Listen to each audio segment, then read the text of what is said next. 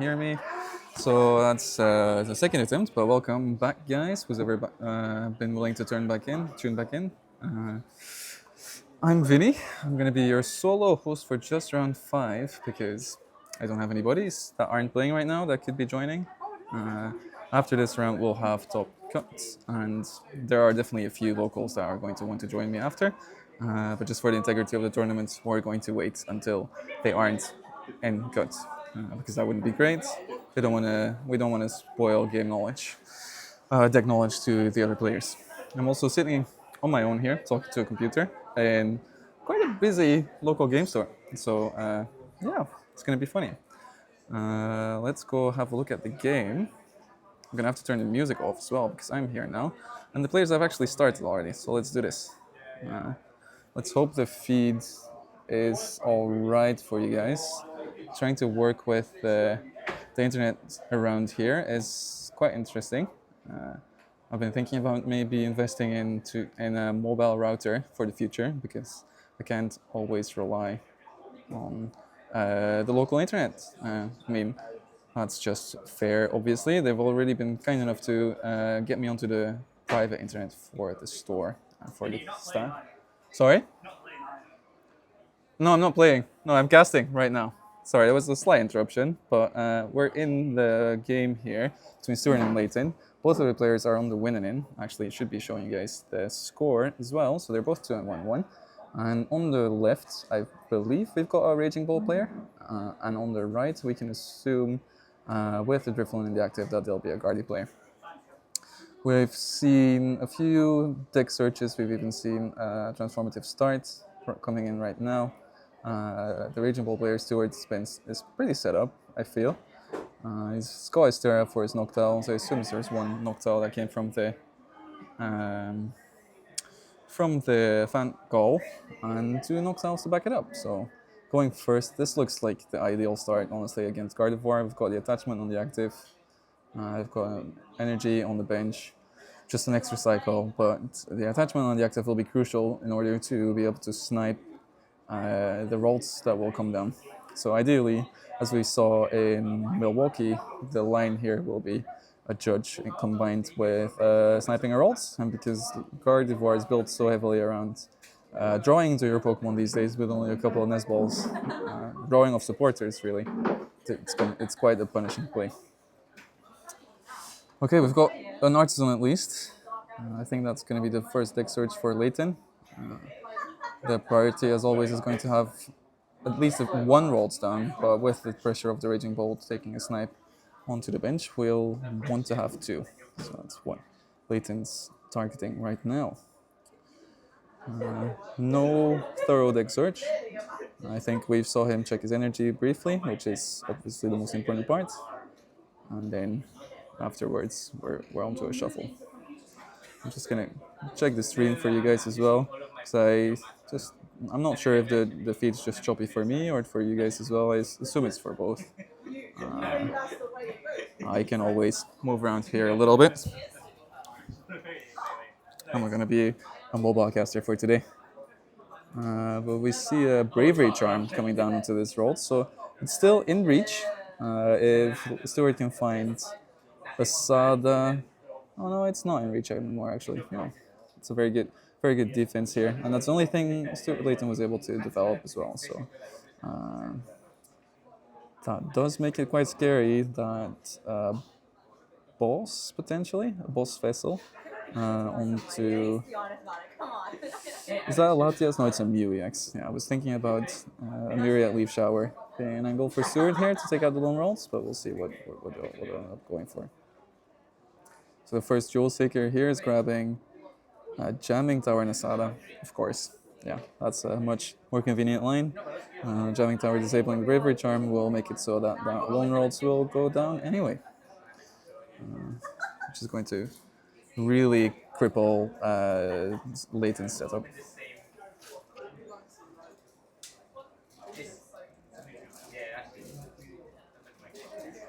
Yeah, it looks like the feed's very slow for you guys as well. I'm just checking that myself.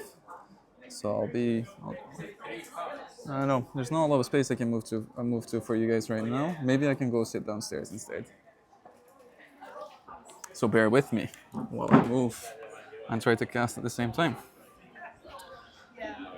All right. Sorry, guys.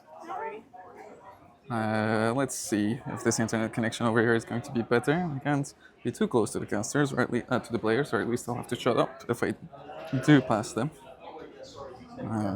But maybe over there.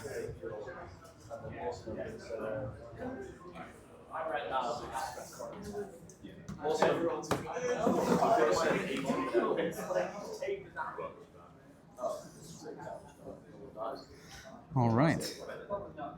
This looks a little bit better for now, but please keep me updated by you guys' feed through the chat, which I can see at all times. Okay, so we've got the Sada. We have played it, I believe. We've also got a vessel. We're going to do a teal dance cycle for the extra cards. If I strike, can I just look at the top card again? Because I know I put it like that. And that looked like the jamming tower came down, the attachment on the active, and that second attack from Baby Raging Bolt, which I haven't actually done my research on. But it took down the long rods anyway. Back to Leighton here, who's going to prioritize the Ultra Ball for a Pheasantipity over finding the rods from the Night Stretcher, which we can understand. They're quite behind, so they're going to need more than just the one rods. And if the hand's just dead, then we'll want to see 3 cards first. Playing from behind, you usually need to make the riskier play to get yourself enough tempo to get back into the game. So we're going to flip the script. Everyone's serviceability in this current meta. We found the artisan, which is going to be quite relevant. We're artisaning.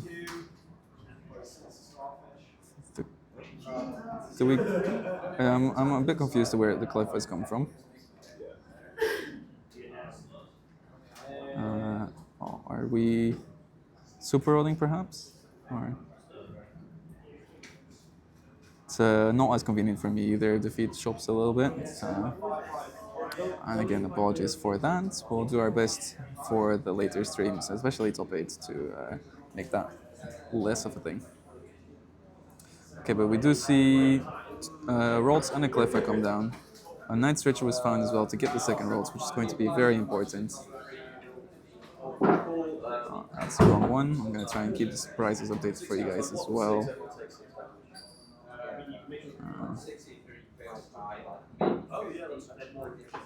If I can find them. It's right here. There you go. We'll do it like this. Okay, so that was a grasping draw for the end of Leighton's turn. And we're back on Stewart's side. We started off with a judge, which is always great. Stewart's already guaranteed a second knockout, putting him at 2 prizes ahead, which is ideal. So we'll want to be. Yeah, I'm sorry again, everyone, for the frame rate. It's the best we can do for now, and we'll be trying to make it better for you afterwards. But let's try and stick to the game here. We've got the guaranteed knockout. We've drawn into our prime catcher, which is great, because after this, we're going to, well, once Carnivore is going to come down, we're going to want to chase that as much as we can. And prevent Leighton from presenting 1 prizes which we can't capitalize on. Leighton could still come back. It's fairly doable to go 2-2-2 with with Gardevoir with 1 prizers, which is exactly what Stewart's not going to want to have to go through. So, all right, what's Leighton's best course of action here? We see a Nisbal come down 4. What I believe is, it's hard to say it with a glare, which we'll have to look into as well. In any case, thanks for tuning in, everyone, regardless of the production quality, which I'll take full responsibility for. It's always great to host these tournaments and for you guys to enjoy them from home. But I won't tell Cam, but you can, Jay, when you're back into the store at some point. Right, we see a Mew EX come down, which is interesting. Uh, the draw power is always great, but I assume Leighton's considering he's already got the Pheasant Deputy down, so putting more two price liabilities in play is not really going to matter that much. We see the restart for 2 after Knight searching the rolls, and then an Iono, which can be quite relevant. I forgot to take the last price, the last price Stewart took as well, so now you guys are a bit more up to date. Is there anything in Leighton's hand really? Because we want to find the Candy Gardevoir here and potentially start taking KOs. Taking out alone a Hoot Hoot right now would be pretty interesting. It's not going to do much for Leighton's price mapping because he's going to have to take 3 KOs afterwards anyway. But if we can make it so that Stewart whiffs a turn at some point, then that's going to be really one of the only ways of Leighton making a comeback in this game. All right, we saw a Vessel come out for Psychic and the Dark. The Dark's going to go to the discard pile as well as Counter Catcher, which is fair. I don't feel like the Monkey Dory damage is going to matter all too much, especially with the board that Leighton has accrued. There's not a lot of space for Monkey Dory anyway. And that's the crucial Gardevoir EX there that we want to see. I wonder if Leighton's already got the Gardevoir in hand or if we still need to flip into it. The rare candy, apologies. Taking a quick sip there. The camera froze for me for a little while as well, but we see the flip script come out, and there's the rare candy. Oh wow, this is a huge draw for Leighton.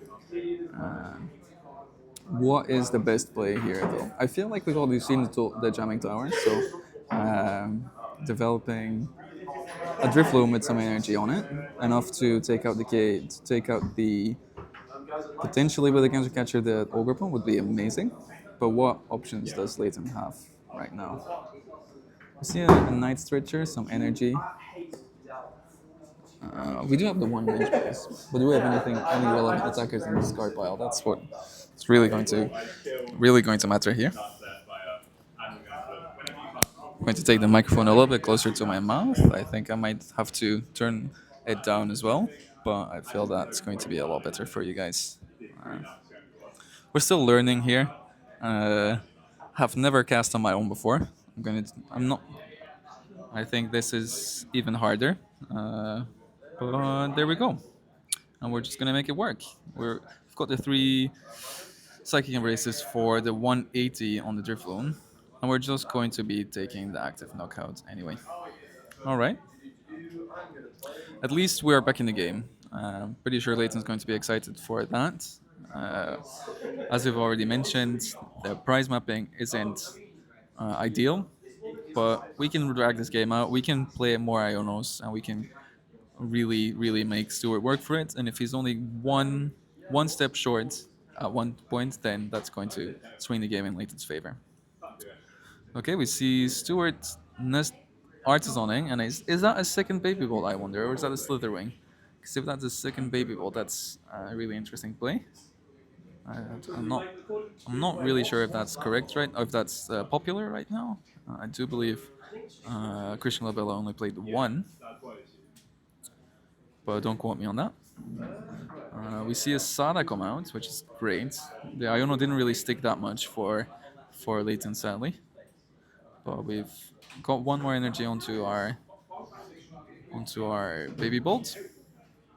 We're taking out the Artisan for Leighton, so it's going to be harder for him to find his Scream Tails in the next turn. And we're just contemplating what we do next. I assume we might be looking for a Pheasant Deputy, might be aiming to play our hand down to less than 3 cards so we can capitalize on the Mew EX. Is it Restart ability, which is in the active spot right now?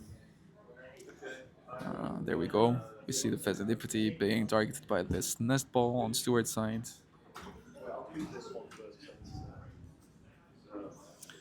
And I assume the next move will be flipping the scripts and then seeing what options we have afterwards. Unless we have, as mentioned, the ability to play our hand down. But I feel like we've got quite a lot of cards in hand. So. Script has been flipped, and that looks like the Slitherwing, so it must be a second Baby Bolt. We've only also found a Lightning energy. It's hard to tell which energy is already attached to the Bolt right now, but it might actually be the Lightning because Stuart's going to opt to actually attack with a Fan Rotom, which has a great assault landing ability attack when there's a stadium in play, taking out the Drifloom anyway with a single prize there, so forcing Layton to find the Gust as well, which I don't play that much of. The most popular Gardevoir builds lately actually don't play any Boss's Orders. They're full on the counter catchers, and we already saw Layton discard one. But we're back on Layton's side here, who's promoted his Gardevoir, which is always an easy pivot, using its Psychic Embrace ability on its own, and is straight away going to discard his hand completely and draw 7 new cards with his Professor's Research. Okay, so that looks like Layton plays at least 3 copies of Counter Catcher, if that was at the top of his hand. Might have also been a Counter Catcher and Night Switcher, but we'll have to wait and see. We're flipping the script. I can see a Nest Ball there, which is going to be very useful. Still haven't found an Artisan or any other Pokemon search options, it seems.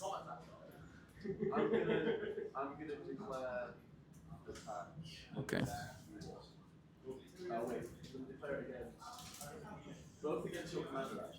We're nest balling for the Monkey Dory,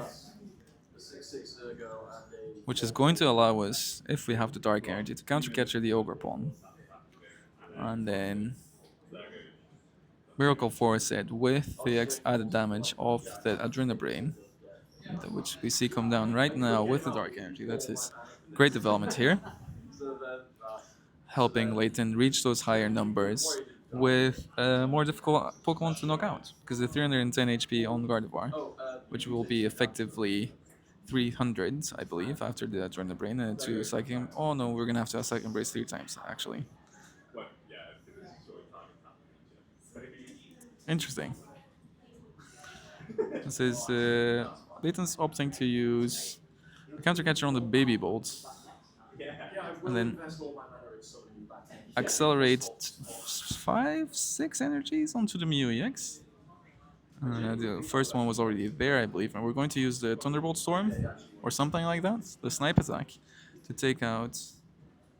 We're moving the Monkey Dory damage first to the Fan Rotom, and then I believe we might be targeting the Pheasantipity here. Is that enough? So 6 is yeah, 6 will be 180, so that's perfect for the Mew. Okay, this is a very cool move here.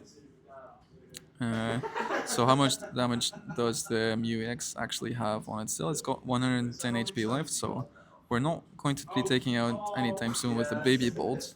But this overdevelopment of energy makes it a fairly easy target for Tilmask Ogre. So I don't know. We'll have to wait and see what Stewart identifies as the best line of action here. This evens up the price race, though, for Layton. Layton's gone to 3-3. Fairly good comeback being made here. But we're not at the woods yet. And Stewart's got very big hands. Still has a Hutu to his disposal. And a Prime Catcher. Yeah, we haven't seen the ace picks on either side. So it's going to be an exciting resolution to this game, I expect.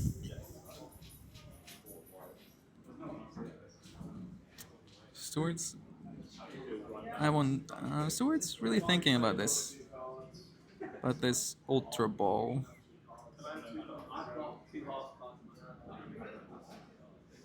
Oh no. Scratch that, obviously, with Jewel Secret for the Prime Catcher. And Night Searcher? All these purple blue cards, honestly, it's very hard to make out what cards they actually have been selecting. But we see another Owl come down, which is great. I want to prove ourselves a little bit more. We've already got the Pheasantipity. So every Noctowl or Night Searcher will be drawing later. It's going to be a perfect target, even after the Iono to 1. But it must have been a Nest Ball that we saw. Right, yeah. It actually also has a similar dark color on the left side of the card. So. Okay. So we're attaching the lightning energy to the active baby raging bolt for turn, and following that up with as Professor Sada's vitality to bring us to 90 damage currently. We've drawn through 3 cards, and one of those was a Pelpa, which Stewart's immediately committing to by adding eyeing up the judge, Crispin, and Sada, and deciding that the judge might be useful still. So Sada and the judge are going back into the deck. Just for everyone back home as well, the our timer seems to be ahead by behind by 20 seconds. Well, I'll keep you guys up to date with time, which might be quite relevant because this first game's been going on for 20 minutes already, and it's not done yet. So we've taken out the Curlier from the bench. All right, we leave the option to Leighton to use this snipe attack. But we're going down to 2 prizes, so Leighton actually doesn't really want to be attacking with his Mew X anymore. And more annoyingly, we've got 7 energy on there, or 6 energy on there, which is really hard to remove. On top of that, we're committing a Bravery Charm onto it, and then counter capturing the Fezandipity combined with an Iono. All right. So we're eyeing up to copy. We're eyeing up copying the Cruel Arrow attack on Fezandipity while putting Seward down to 1 card. And I think Leighton might be hoping here to take no prizes this turn and then maybe take 3 next turn using Adrenal Brains and setting up the damage perfectly on the opposite side of the board. And really, really banking on this Iono to want to stick. Let me just also correct Stewart's last prize that he's taken, so he's on 2. See the Bravery Charm come down onto the Monkey Dory.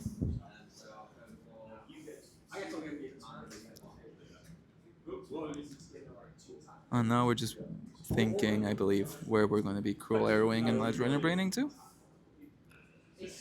So we're moving 3 of the active, which will be going to the fan rotom, which already set up for later.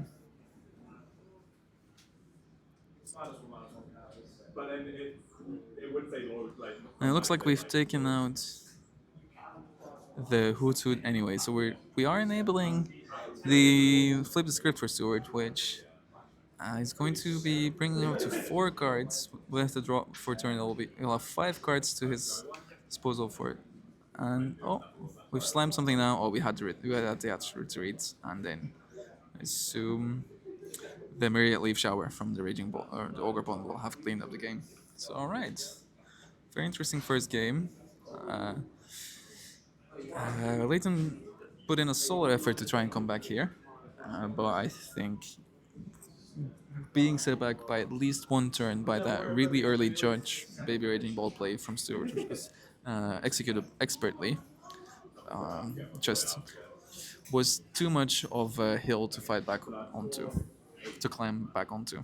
I don't know. I have to work on my English expressions here, guys, but bear with me for everything. While the players set up for the next game, I'm just gonna check in with you. How have you been finding the stream? Do you have any suggestions? Please find me on Twitter as well as at FinnyBoom7. And I'll be updating the score as well because I see there that Sain Miti, you're asking for the score, and I'll tell you while I update the score as well. But Stewart managed to close out game 1. So.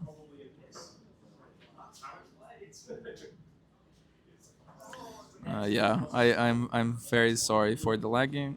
We're going to be working on that as much as we can, but again, the stores are already nice enough to host this, and we can be expecting every store to have the best internet out there.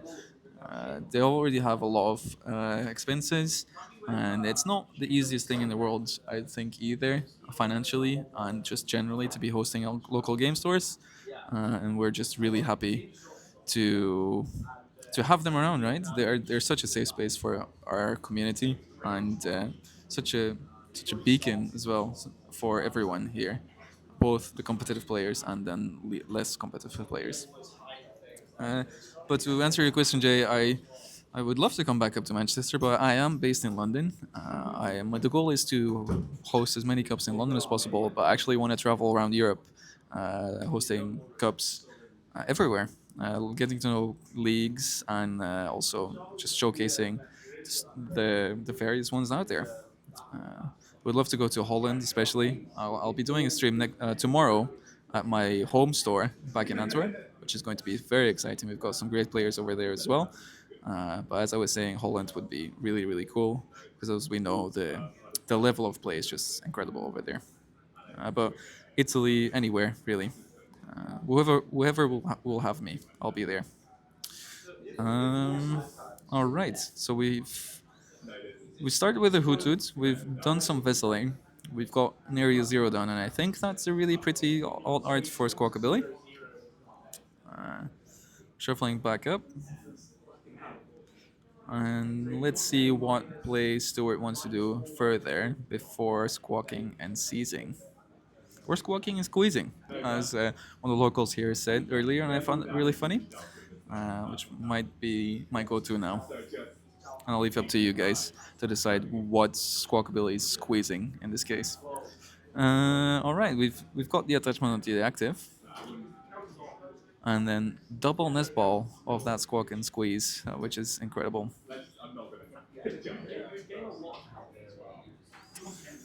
Always fun to see some bots in the chat.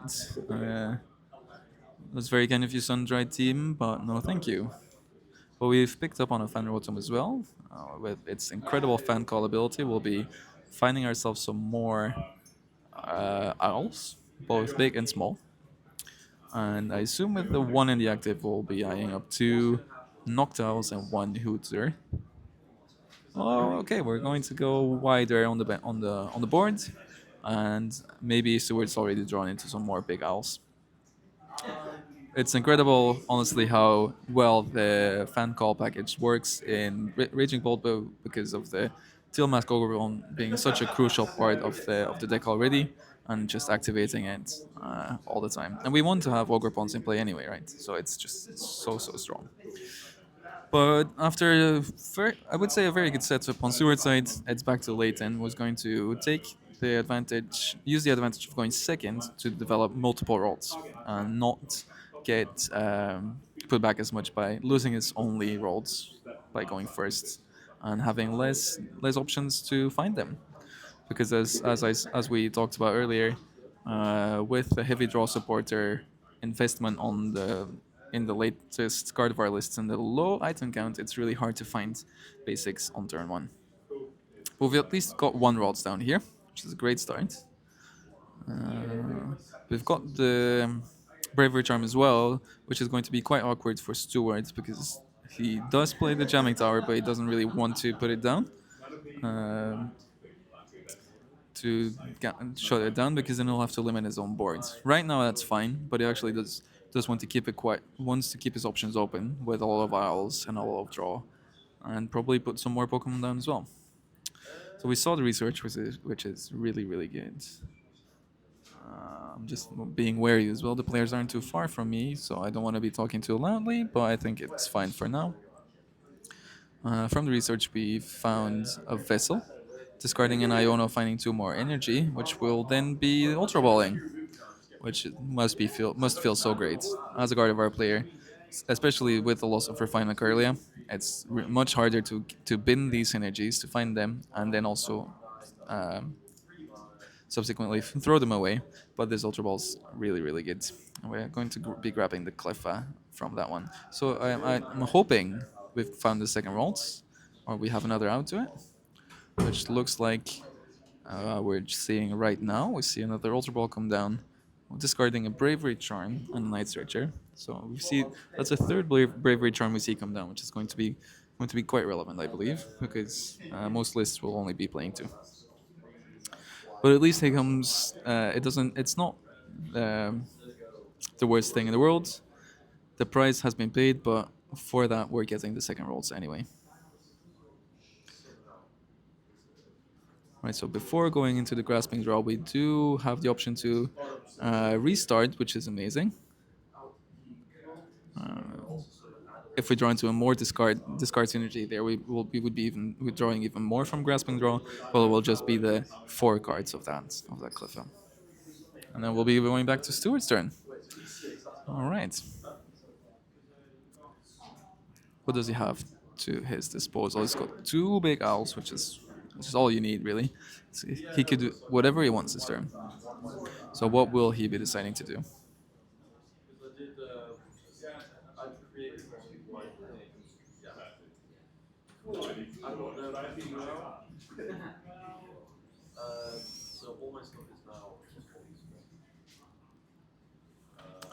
What can I do for you guys to make this less choppy? It's really, really sad to see. But we'll do. I'll have a look during in between the next 2 rounds to see what I can do. Well, you guys are gone, but we're back. Okay, so are we Nesballing currently? I hope we are. Stuart's going through his deck, and there's a Nesball in the discard. Um, what do we want here? We could still start Thunderbolt Storming, or whatever the baby bolt's second attack is. It's still a very decent option to have right here. Could be taking out the Cliff Up with it. But what else can we do? There's also the Mew EX on the bench, which is always great, going ahead to prizes, but it would require a fairly early commitment of Stewart's Prime Catcher, his only Prime Catcher, which, especially with the stall tactics that will be implemented on Gardevoir's side, then yeah, that's something to consider for later down the road. So, but thank you, Jay. Thanks for the live updates. They're very appreciated. The video quality seemingly is a little bit better, and let's hope it stays that way.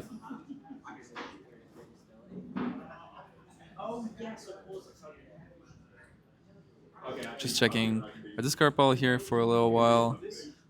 We've brought out the baby raging bolts. And it looks like we're going to be dying. Seward's doing a very known behavior there of fanning out his discard pile a little bit, but that does make it harder for us to see what's going on. But we've also tail masked Ogrepon. The ability escapes me, but we've cycled for 1. And we found a way of getting 2 energies onto our baby gold. So that must have been a Sada or a Crispin there.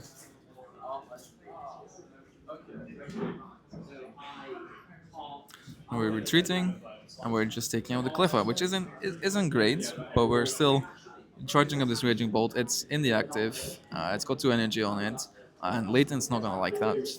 At the same time, we're forcing Leighton to take out.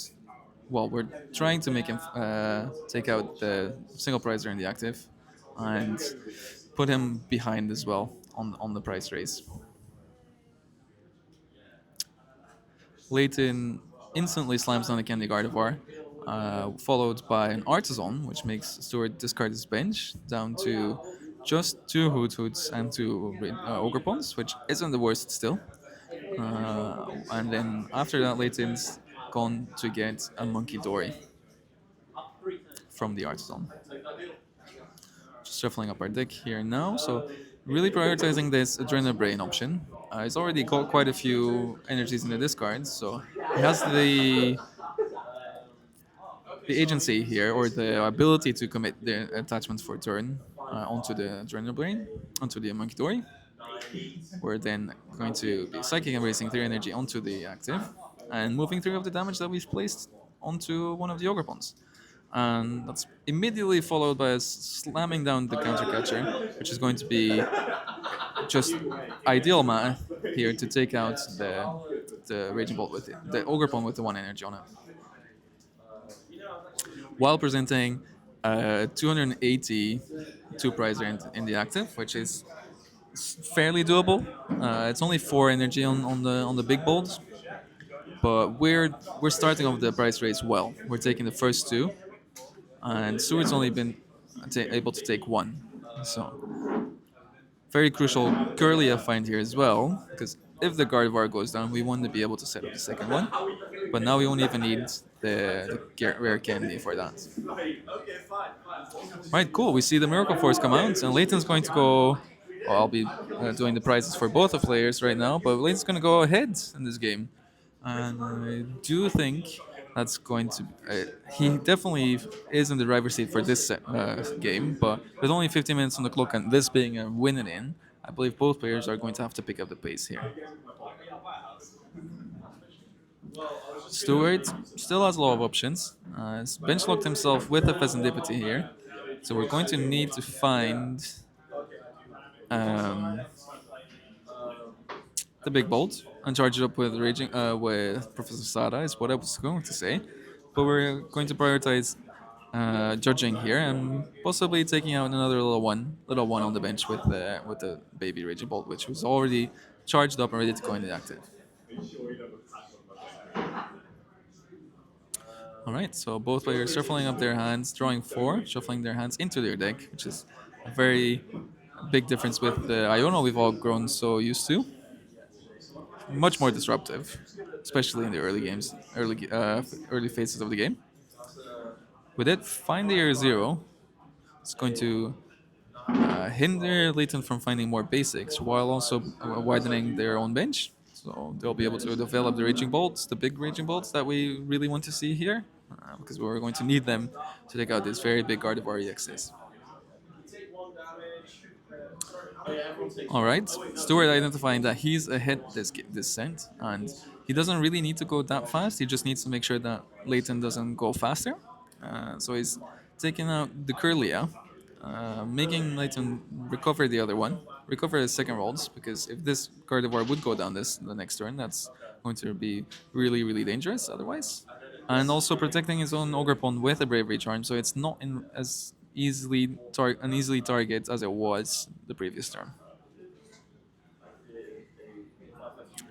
Leighton, though, able to find that third Ralts in his list fairly easily with the nest ball that he was judged into. Going to put that down. And then also develop. Oh, this counter catcher is probably. Oh, wait. I think the players at the table caught it, but the counter catcher wasn't live, so I almost had to run up myself. But very nice.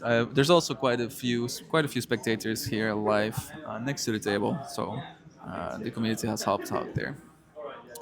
Leighton does have the Iono though, going to limit Stewart's hand size to 4 again,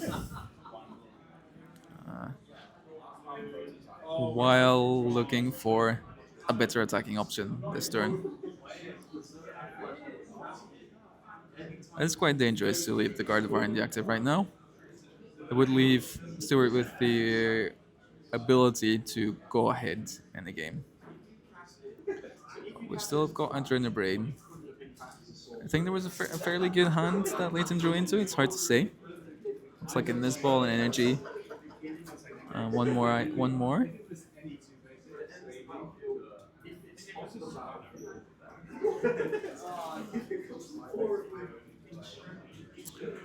And we're going to be committing to this Mew again, to this Thunderbolt Storm attack with the Mew EX, which is still, I respect it. It's a very different line. It's out of the box thinking, which is what you need to really do well.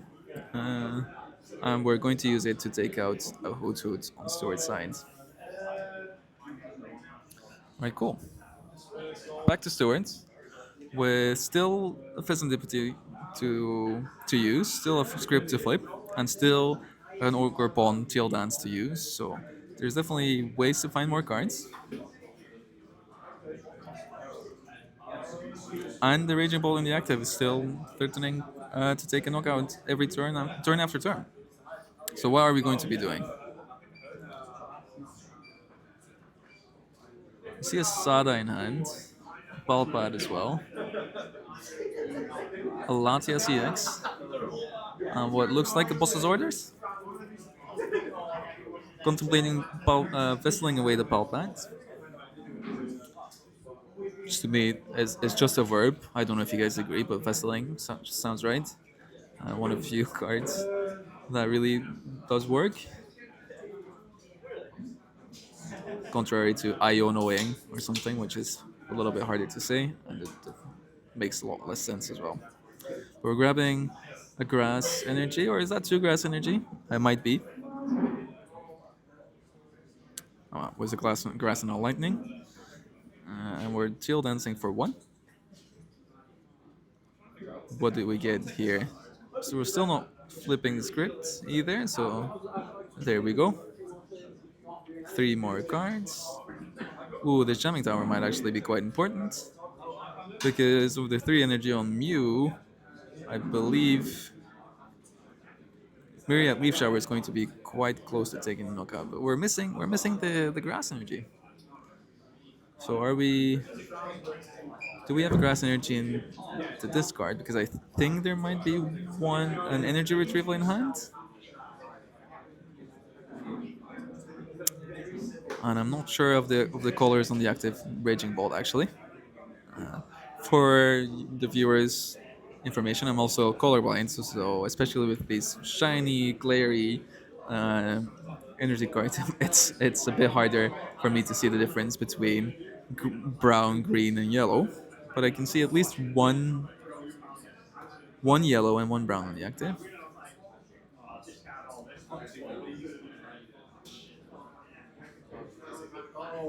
Okay, we found the Sada as well, it seems. And the second Raging Bolt's coming down. I like this though. I very much like this, especially because uh, Stewart probably knows that Gardevoir doesn't really play any boss's orders anymore. So we're going to be taking it slower ourselves and preventing this Ogerpon from the bench to be knocked out. I was gonna say my feed was gone for a second. I don't know if it was for you guys as well, but we're seeing the Sada come down and an attachment for turn as well. So there was a grass in the discard pile.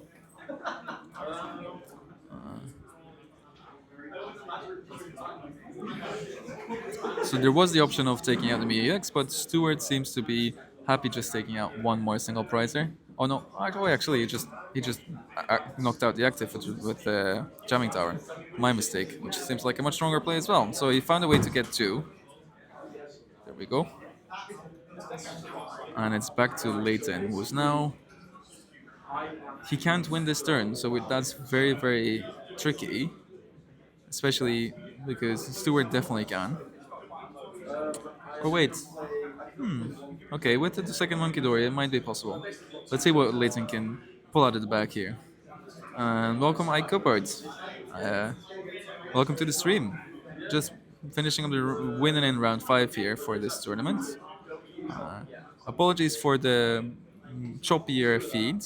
I hope it's okay. Hope it's doable. But let's stick to the game here. I think that's two dark down, so that's the Fan Rotom, and then the Lidus Clefairy. Does this work? Oh wait, are we not going to be one short though if we take the knockout first? So,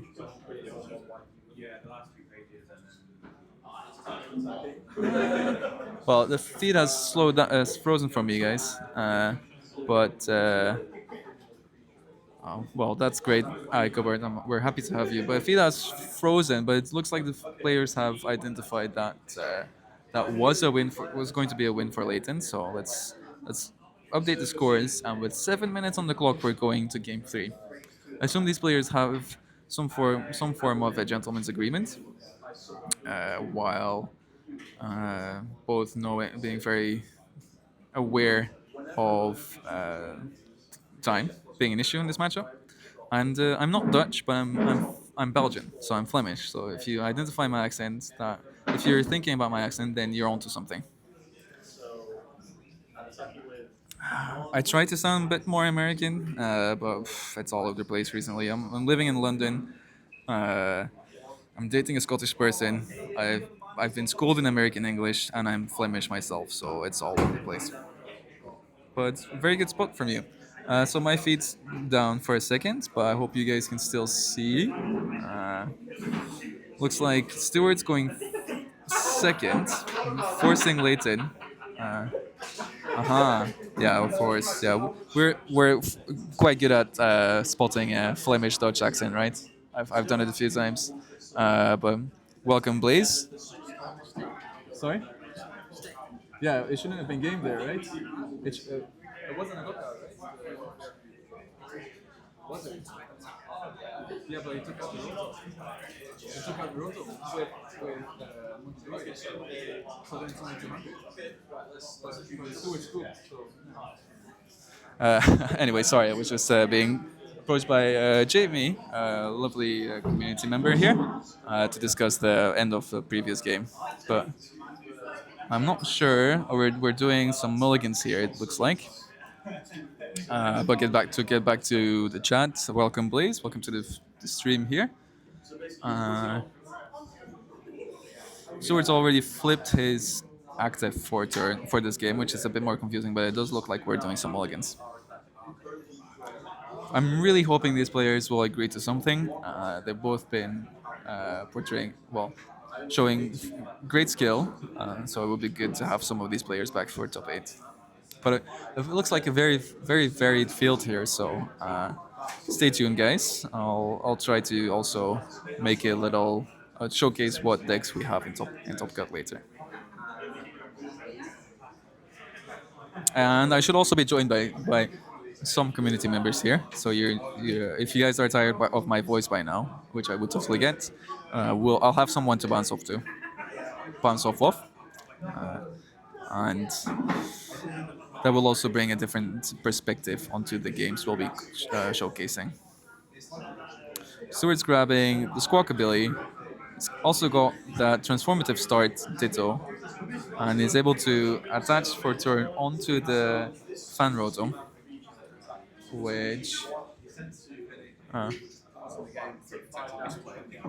all right, so the game's been paused. I'm just gonna, for the integrity of the game, while the judge call's being made, I'm just gonna swap to uh, my face. So welcome everyone. I didn't do my hair properly this morning. I think there might have been something identified from the last game. I don't know what the players are discussing right now. It might have been I was going to say before this player scooped up, but I don't think that the play that Leighton was going for in the end was actually going to be a knockout. Uh, Full Moon Rondo from Clefairy only does 220 when there's full bench on both sides, but because Leighton also needed to take out the Fan Rotom, sorry, I like gesturing with my hand, so that must also be messing with the microphone quality. But because he was also going to take out the Fan Rotom first, he was going to be 10 damage short on the Pheasantipity. I don't know what the ruling is in this case because I feel Stewart. Yeah, did Stewart scoop or did the attack was the attack announced? That's probably going to be the most important part. Because if the attack was announced, um, I actually don't know. So let's see what the judges come up with ruling wise. It's a very interesting situation. But I can't see you guys. I can't see the chat, so let me bring that up to see what you guys are saying. I might have missed on a few things. Um, but yeah, how are you guys' days going? Usually I would have a co-cast right now. Uh, you guys aren't audible, so it's just me. I'm just yapping right now. Don't worry. Yeah, the judges are worried here that they would be audible, that you guys would be able to hear them. But as I've swapped to my lovely face and I'm just talking to you guys from here, you shouldn't be able to hear what's going on. The ruling should be without any impact and should also be private for the tournament. I feel. Um, and this is a bit more of a professional approach anyway. But at least my face isn't choppy, which is I don't know what you guys think about that. I'm sure you guys prefer seeing the game and not me, but we'll get back to it shortly. I'm not exactly sure, Jay, but I think there was a miscalculation on the damage on the resolution of game two. Uh, Leighton was going to take three prizes by using Clefairy to take out a Pheasant Deputy, and then also using Monkey Dory to take out a Fan Rotom on the bench.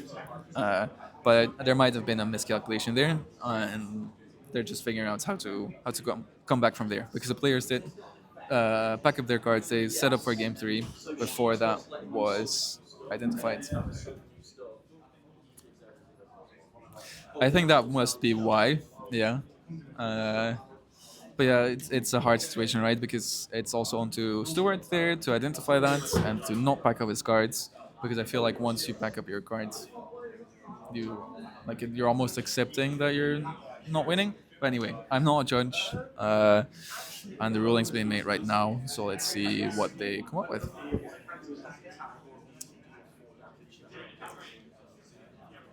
But thanks again for you guys for tuning in. I assume I've got quite a few uh, Manchester locals in the chat right now. I am excited to be here, honestly. I was invited by Matthew Byram, a friend that I made via Pokemon, which is uh, incredible. We actually, to tell you guys a little story while we wait. Uh, well, let's leave the story for after because apparently the game. We're back to the game. I didn't. Let's go have a look. Let's go have a look what we're doing. So we're just continuing. So it looks like both. Well, the ruling was in Leighton's favor, let's say, and let's see. I think we've got a time extension at least. So let me fix the scores while Stuart finishes his turn. But yeah, C Long definitely figured it out. The judge staff. Oh, I just totally messed up there. But both players are 1-1. I'll get back to the commentary very shortly. Both players are 1-1. I'm gonna assume I'll hear when time's called. So time's not called yet. Let me put it back on 5 minutes or something for you guys, so you don't, so you're aware it's not time yet. And we see a fan call come in from Stewart.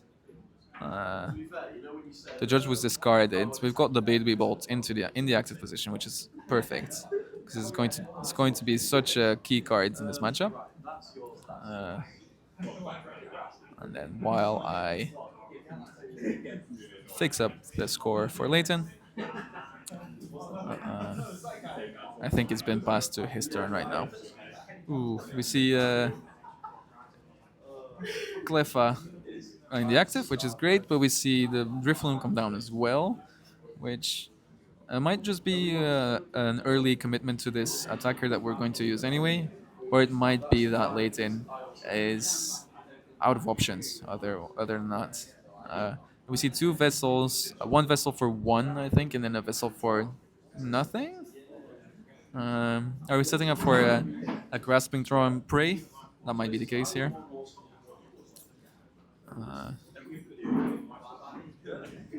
So yeah, we're going down to one card. We're night stretching this attachment onto the Drifloon, and then we're grasping draw for six, which is just good. We're seeing more cards is always great, but we're missing these key cards, these key basic Pokemon on the bench, which we all know and love, and that's the Rolts. We at least want to see one, but with this Raging Bolt in the active, we would want to see two because what Seward's going to be doing is he's going to ignore this Glypha and is going to go for whatever he likes best on the bench. In a format where there's no bench protection, no bench barrier, this Raging Bolt's really, really shining. So we're all looking forward to Shaman and Destined Rivals, I'm sure. The Steward starting off his turn with, I believe, was a Sada, which he already had in hand for turn. And then his Jewel Secret for at least a Vessel and something else. So this is going to pump up the damage for this Raging Bolt to 90, and he's also able to set up some energy onto the Teal Mask Ogerpon with a very strong Teal Dance ability.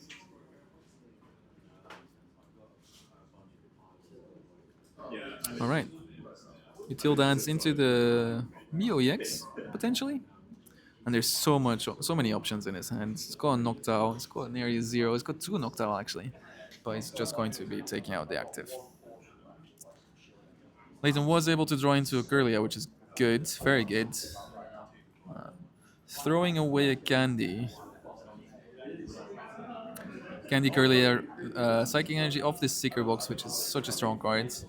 And it seems to be playing a bit faster than before.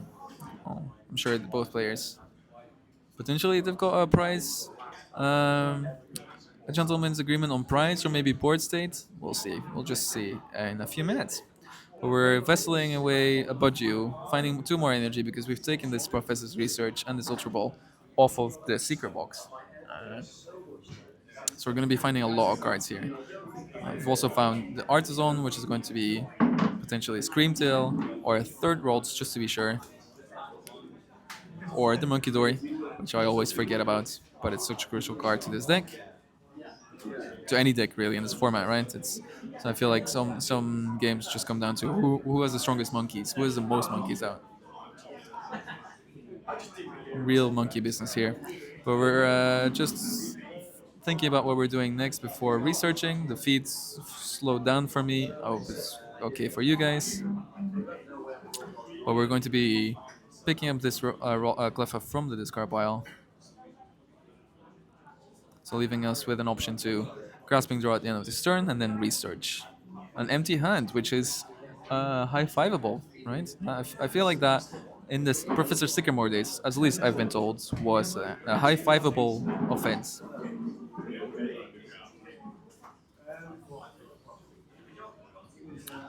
Okay. We've gone from zero rolls to too many rolls. Leighton here playing this Ultra Ball, throwing away a Rolls and an Iono to already preemptively grab this Gardevoir out of the deck. Throwing away some cards he thinks he's not going to be needing anymore. Improving his grasping draw number total, and already grabbing a card that is very crucial to next turn. Doesn't look like he's already got the rare candy, so maybe that's why. We really need to draw into this rare candy. Counter catch is coming down onto Noctowl, which is going to be something Stuart doesn't like to see because these Noctowl decks are really reliant on Latias EX to get their Pokemon out of the active. Latias doesn't work for stage ones. So we're just grabbing using another Ultra Ball here to find another Monkey Dory. And now Leighton's just gonna draw so many cards of this Cleffa. I feel like Leighton's really taking off here, so it's going to be up to Stuart to slow him down. But we see a Jewel Seeker coming in. I assume these players are on turns now or close to turns. We'll be seeing the dice come out. This game is being followed very closely both by you guys at home and everyone here. And see you along as well, our lovely head judge for the day. Okay, I'm trying to follow with this Jewel Seeker. It looks like we're trying to grab a Sada at least, and then a Night Searcher, which might be the card we're going to use to attach retreat this Noctowl out of the active.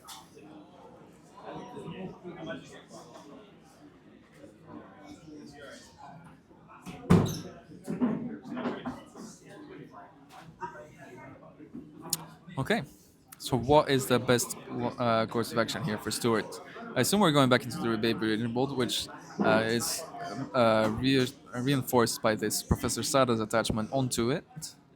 We're up to 90 damage now, so we're definitely going to be taking out one of the rolls, which will put Leighton in a position with only one rolls to rear candy from and two in the discard pile. So that's the attach retreat. I feel like Stuart's options for next turn are much lower. We don't have any Baby Owls, we don't have a Pheasant Deputy, we don't have the Mew EX. We've only got one cycle with the Tealmass Okerpon potentially. But at least we're two prizes ahead, which I've been forgetting to update. There you go. Still not sure if we're already in time. No indication on either side which player would be turn one. but it's back to Leighton. And Leighton, if it's not time yet, at least has the option to uh, take 2 prizes before time is called, and then he would have 2 more turns to take the full 6. This would be one of those positions where you really, really need to be playing faster. Uh, Looks like also the Drifloom was taken out on Leighton's side, so not the rolls, which Leighton will potentially be happy to see that he's got little backup buddy to evolve into Gardevoir when this first one might go down. So the candy was found, which is great. What's next? How many energy do we have in the discard pile? Do we have a darkness energy? Can we hunt down this ogre pawn for the squawkabilly? Looks like we're going for the squawkabilly first, which leaves us with some damage to move around from this first Adrena Brain to probably what we've been seeing, the Fan Rotom, to try and take 3 prizes in a turn at one point. We still had our swords for a turn, so Leighton's, as I said, just speeding through these turns, speeding through this game, and I feel like he's trying to take the lead here, and is going to very, very, very quickly. Ultra Ball coming out, finding the second Curlia, well, the Curlia as a backup for this Gardevoir, which we can assume is going to be Miracle forcing through this poor little Squawkabilly.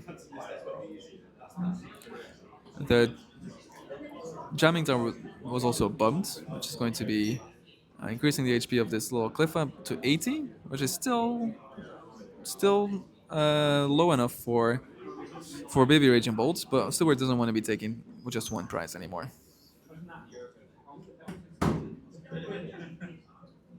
All right, we're already preemptively setting up the Ogre Pawn, which I can definitely respect as well, while going to Miracle Force the Squawk ability to go down to 4 prizes remaining for Leighton. There you go, you guys are up to date. Do we have a time indication yet? We don't. So again, let's just assume the players are playing out this set as normal. They must have had a significant time extension for that judge call. We did find the big raging bolt, big baby raging bolt. Doesn't make a lot of sense there, but we've got big and baby, and both are on the board right now. We've got the Sada as well, and there's already quite a lot of energy attached to the baby raging bolt, which is such a strong effect as well. You're setting up so many energy. Your opponent doesn't really want to take it down, and at the same time, you're just building up to this big belling thunders. We're gonna have to find the retreat though still, but we've found Prime Catcher. We're back into Baby Raging Bolts. All right. Well, that looks like that puts Stewart ahead in prizes.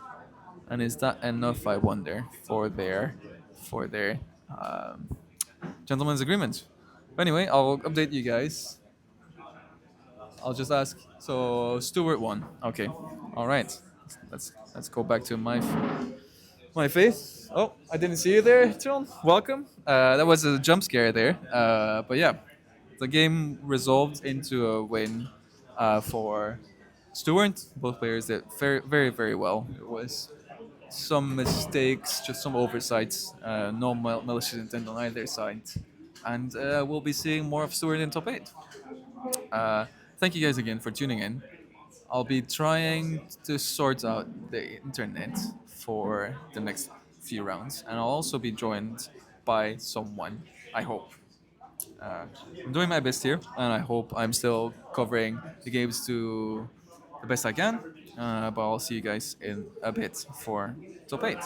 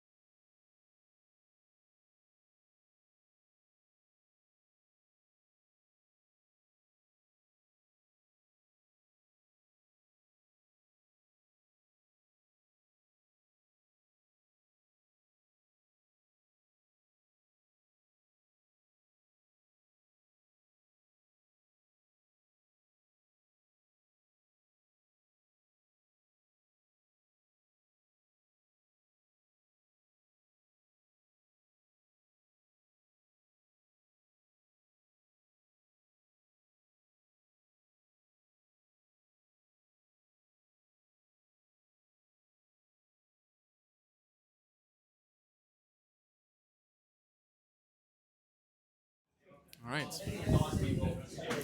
All right. Welcome back, everyone. I think you guys can hear us. Perfect. I'm Vinny. I'm back with you guys, and I've been joined by Bobby. Bobby Hi, John, welcome. thank you. How are you doing, Bobby? You've played today. Yeah, I've played. Didn't do too well, but it was good practice. Good practice for Bologna. Nice. Oh, you're going to Bologna? Yeah, hopefully if I get tickets. Nice. Okay. You're a senior as well, right? Yeah, I'm a senior. And what was the deck you played today? God of War EX. Okay. Okay. Lucky you then, because I think we're showcasing another Gardevoir deck. Yeah, I think we are. Yeah. Gardevoir versus Raging Bolt. Let's maybe already go have a look at the game. While I believe the players are setting up. Uh, you also must know both players here. The names are not right, but while I change the names, can you introduce the players to the viewers for a second? Yeah, okay. So on the left we've got Stuart playing Raging Bolt EX, and on the right we've got Matthew, who's playing God of War EX. All right. Okay. Did you play this matchup today? Yeah, I did. Um, How do you think this matchup goes? Is it favored for the Gardevoir player or the Raging Bolt player? Well, I used to think it was favoured for God of War with the weakness, but baby Raging Bolt does a lot of help in the matchup for Raging Bolt. Yeah, I believe we also saw that on stream in Milwaukee last weekend, right? With Yeah. Christian Labella, it was him putting everyone onto this new Baby Bolt Yeah. line that you can take in this matchup. Just the ability to be able to snipe the bench is really good while having a one pricer in the active. Yeah, and even worse, it can be combined with a judge they play as well, right? Yeah. And that just really disrupts your game plan. Uh, but yeah, okay, cool. Let's have a look. I think we also the last game we saw was also this matchup, and that ended up going in favor of Stewart. So do you think Stewart's got the matchup nailed down? Yeah, I think he's got a good sense of what to do in the matchup and how to navigate through the matchup. But then Matthew has been playing God of War for a long time and feels confident in the deck. So we'll have to see. Yeah, Matthew's also quite a accomplished player, right? He's Yeah, made a few yeah, day twos, hired placements as well. I don't Yeah. know exactly, but I believe he's also made top 32, top 16. Yeah, gone to Worlds multiple times. Nice. Yeah. Do you know about Stewart? Has he been day twoing or? No, but he's been doing. I don't think he's got any day twos yet. But he's been really. He's been placing high at like cups, challenges, and just like a really good testing partner, someone to test with. Awesome. Yeah, it looks like you guys have a really warm and competent community here. Okay, the players are the fist bump. We see the fist bump happening, and we see Matthew drawing for turn. So he'll be going first here. As Gardevoir, do you want to be going first? Not particularly, especially into this matchup. Yeah. So we can assume Stewart must have won the coin flip then. Must Yeah. have won the coin flip. All right. So we see Ultra Ball coming out straight away. That must be the full art Iono and an energy. And we've already got one rolls down. Or was it? No, it was the Monkey Door. It was a Rolts on a monkey. He benched Monkey Dory from hand. Right. And Rolts off the Ultra Ball. Okay. Clefan, the active, is not too bad. We can grasping draw this turn, but next And turn. it is a pivot as well, like free retreat. Yeah, Easy definitely. to get out of the active. Yeah, the other pivot you have in the deck is the Mew EX potentially, but you don't really want to be putting that down. No, it just becomes a liability. Yeah, agreed.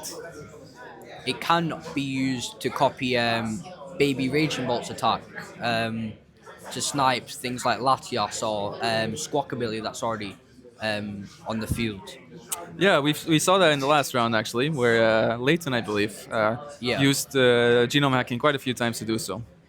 But where Matthew was only able to set up one Rolts, and now it's back to Stewart.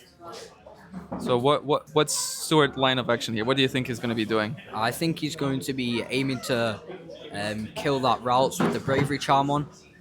And it's going to be pretty hard for him to use Raging Bolt, the Baby Raging Bolt, to KO it. So Yeah. I think his only way of killing the Routes at this moment in time is Prime Catcher Raging Bolt KO. I think that's his only way of KOing that one routes. Yeah, I think you make a good point there. I think uh, even though it's harder for Matthew to set up when he goes first, it does make it very hard for almost impossible really for Stewart to snipe it here, right? I think you need the first turn attachment going first. He needs 4 energy, so he can't do it. Yeah. But I don't believe he's playing energy switch. No, I don't think he does. He does have the jamming tower. So Yeah. with the jamming tower, it would be possible, but you need the attachment from last turn, I believe. Yeah. Right, cool. We see the fan rotom going down and a vessel. Maybe he's trying to squawk a Billy first before using the fan call, I assume. Getting some energy in the discard to eventually Sada onto. Yeah, very good point.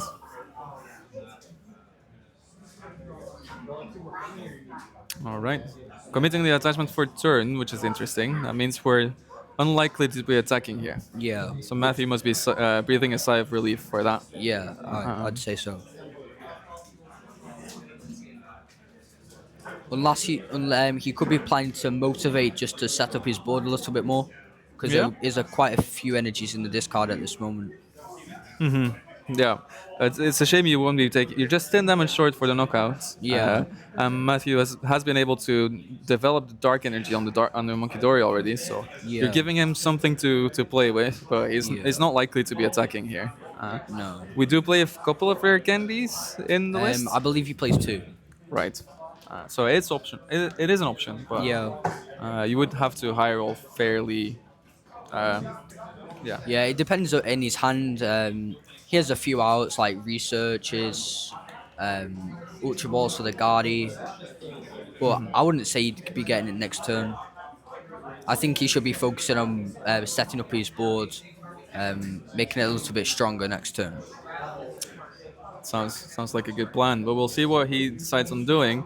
We see the transformative start coming in from the Ditto with an amazing Splup attack as well, but I don't think we'll ever see that come out. Hopefully not.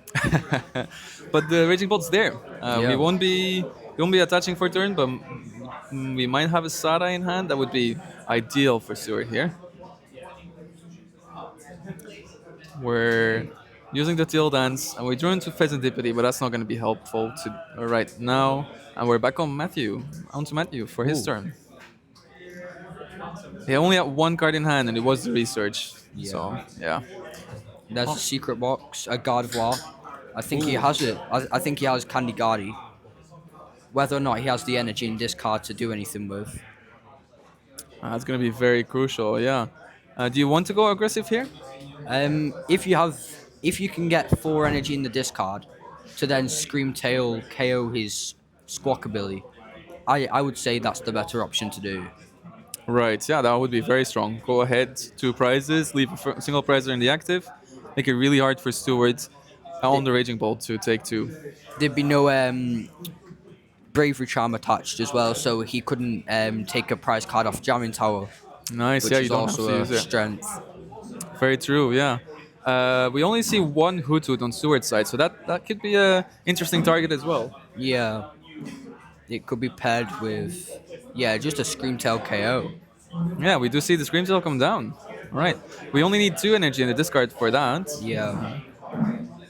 Stewart looking at the little full art. Very nice there. Matthew seems to like his playing. Yeah, he does. Okay, we with the rare candy is here. The Gardevoir is down. What's next? We've got the free retreat on the Cleffa, so as you said, the pivot's there. We're not struggling to move it out of the active. No. And the Scream Tail is down, so we have to assume he's going to be attacking with that. Yeah.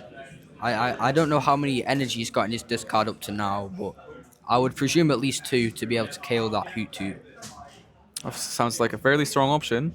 We do know, as casters with caster vision, we do know Stewart drew into that Pheasantipity, so he won't be crippled too much. No. But it's always good to take out either the draw or just the tutor options, as Hoot Hoot and Noctowl is more of a search tutor card instead of a draw you card. can be more specific with the Noctowl and get the exact cards you want instead of taking the gamble and just drawing the random 3.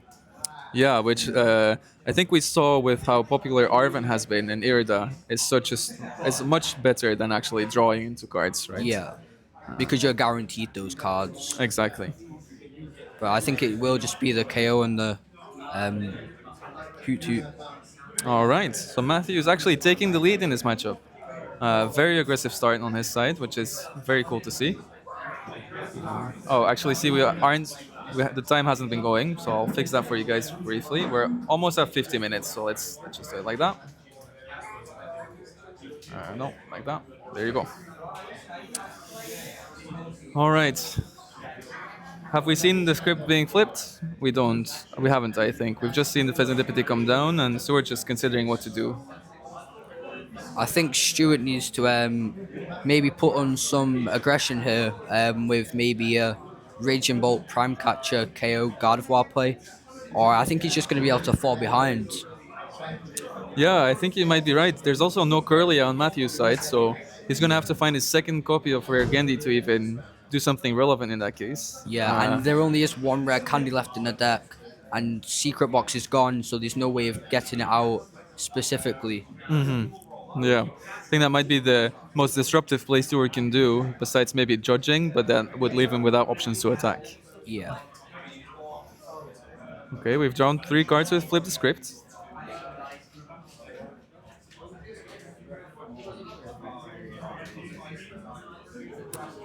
We don't have a Jewel Seeker out, which is very, very bad for him now. You can really see how the deck.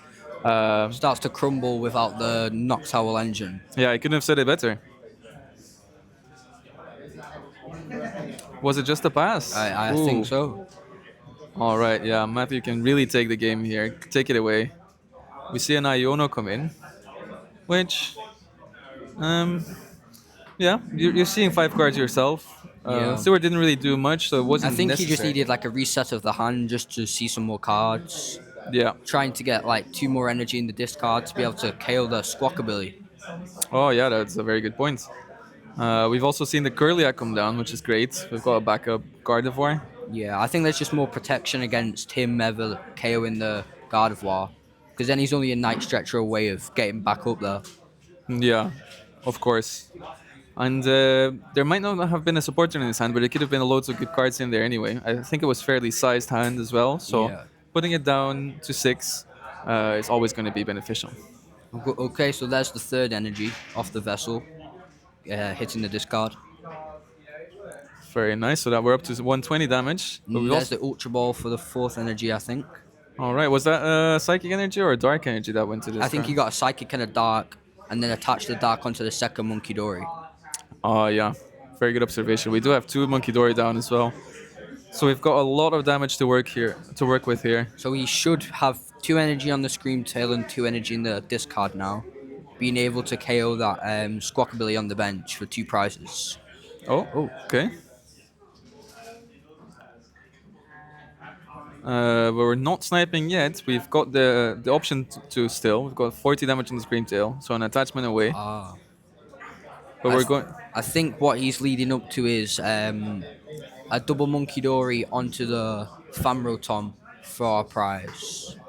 Yeah, And then KO the Scream Tail, like we said before, for game.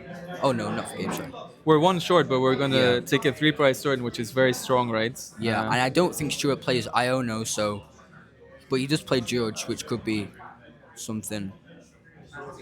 Yeah, because much like the Noctowl decks, there's no undraw board for the Gardevoir deck, so you're really setting up for the later turns by discarding, by benching the right Pokemon, but you're gonna have to do it with the cards you're given after that.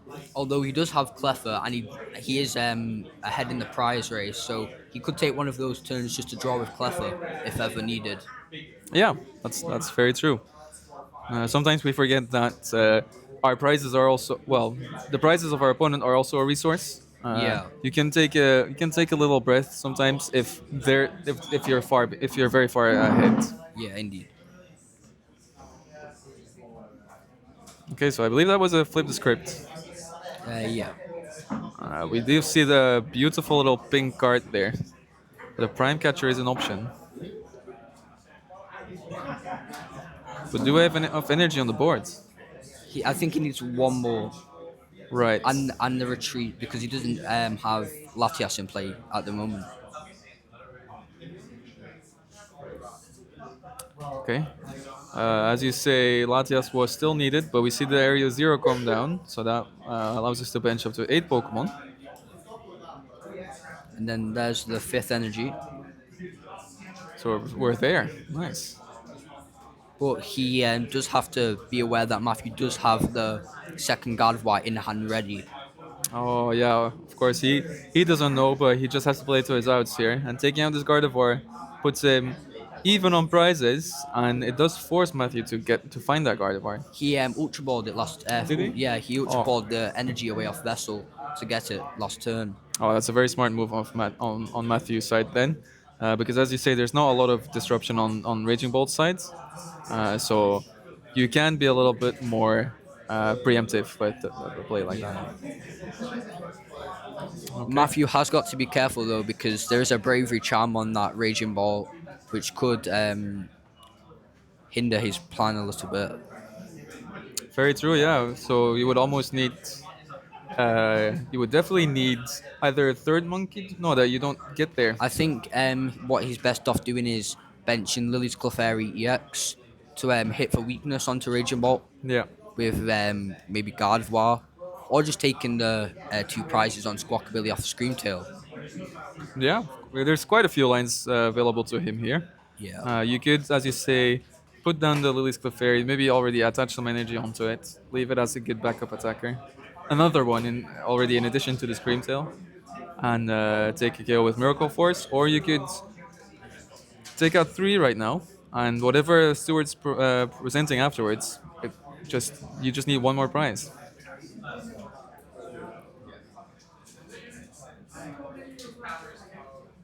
It's been really smart of putting this damage on the Rotom. So whenever Stewart even wants to consider presenting a single prize attacker, using a single prize attacker, Matthew leaves the option to himself to take 2 prizes anyway. Yeah, by spreading the Monkey Dory damage plus KO in the active one prizer. Yeah. We do see him going for the Screamtail here, so it must be the snipe on the Squawkabilly.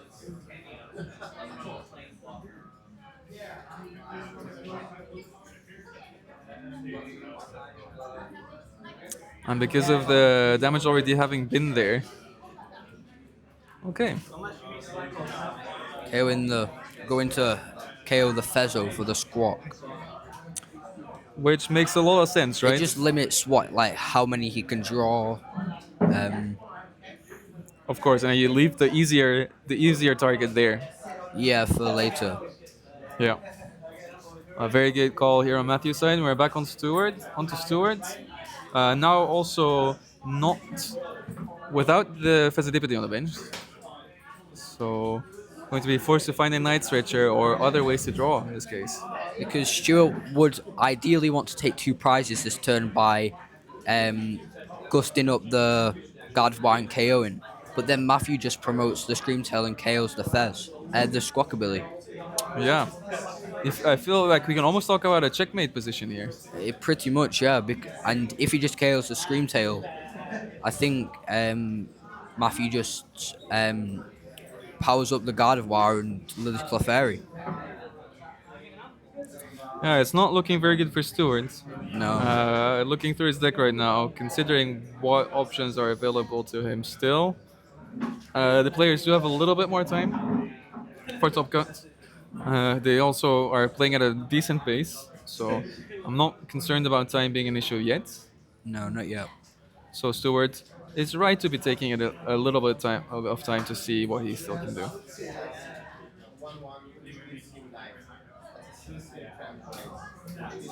So got 2 energy in play.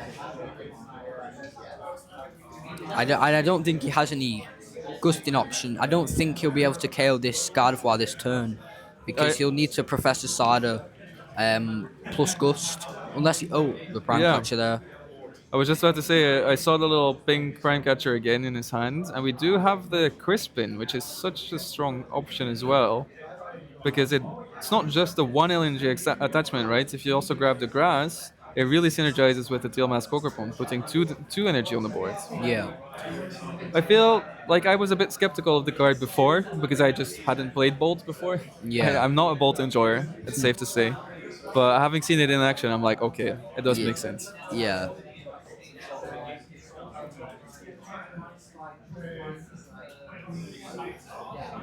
So we have 4 energy on board.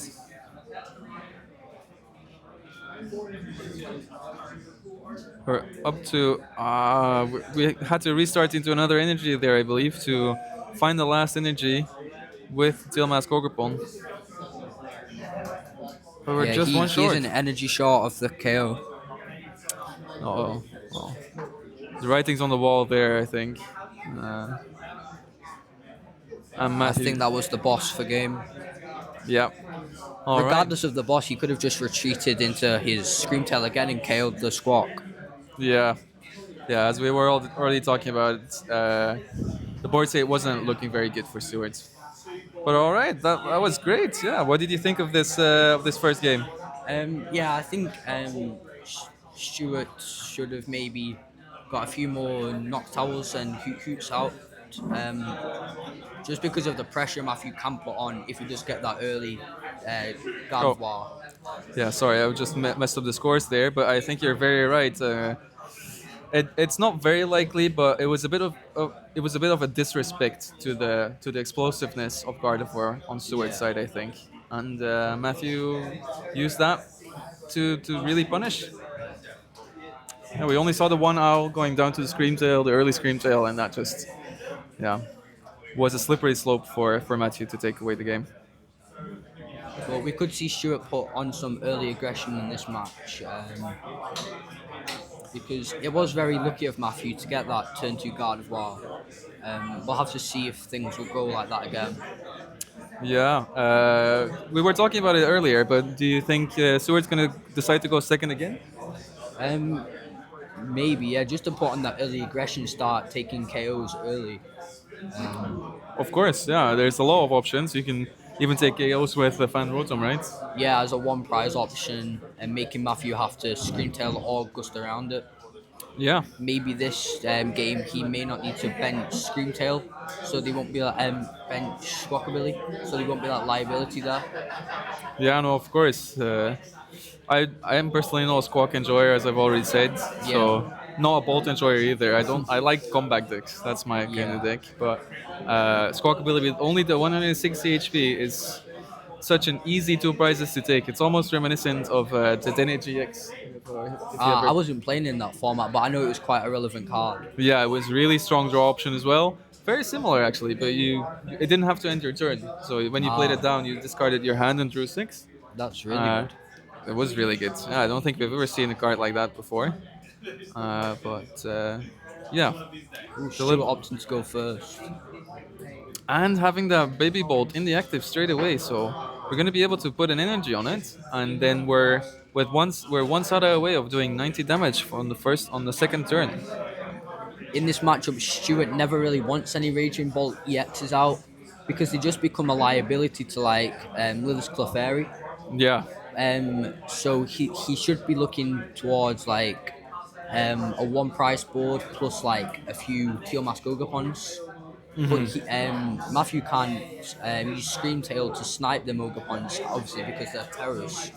yeah, it's a very crucial part of the Terra Pokemon.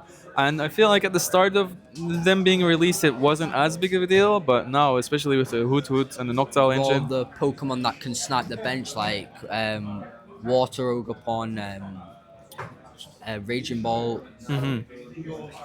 yeah, we also don't have the Manaphy anymore, right? So it's one of the No, only ways of protecting your bench is having that Terra trait. Matthew won't be very happy about starting Pheasantipity either, I think. no.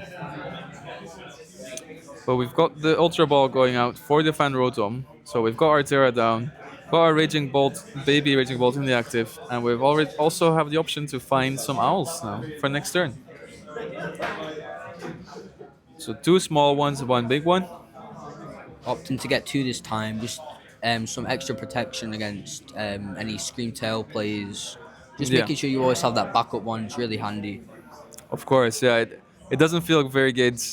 Having played Terrabox today, it's having Jewel Seeker is very good, but these decks are built around having it as well. So whenever you Yeah. don't, it's yeah, you just slow down so much.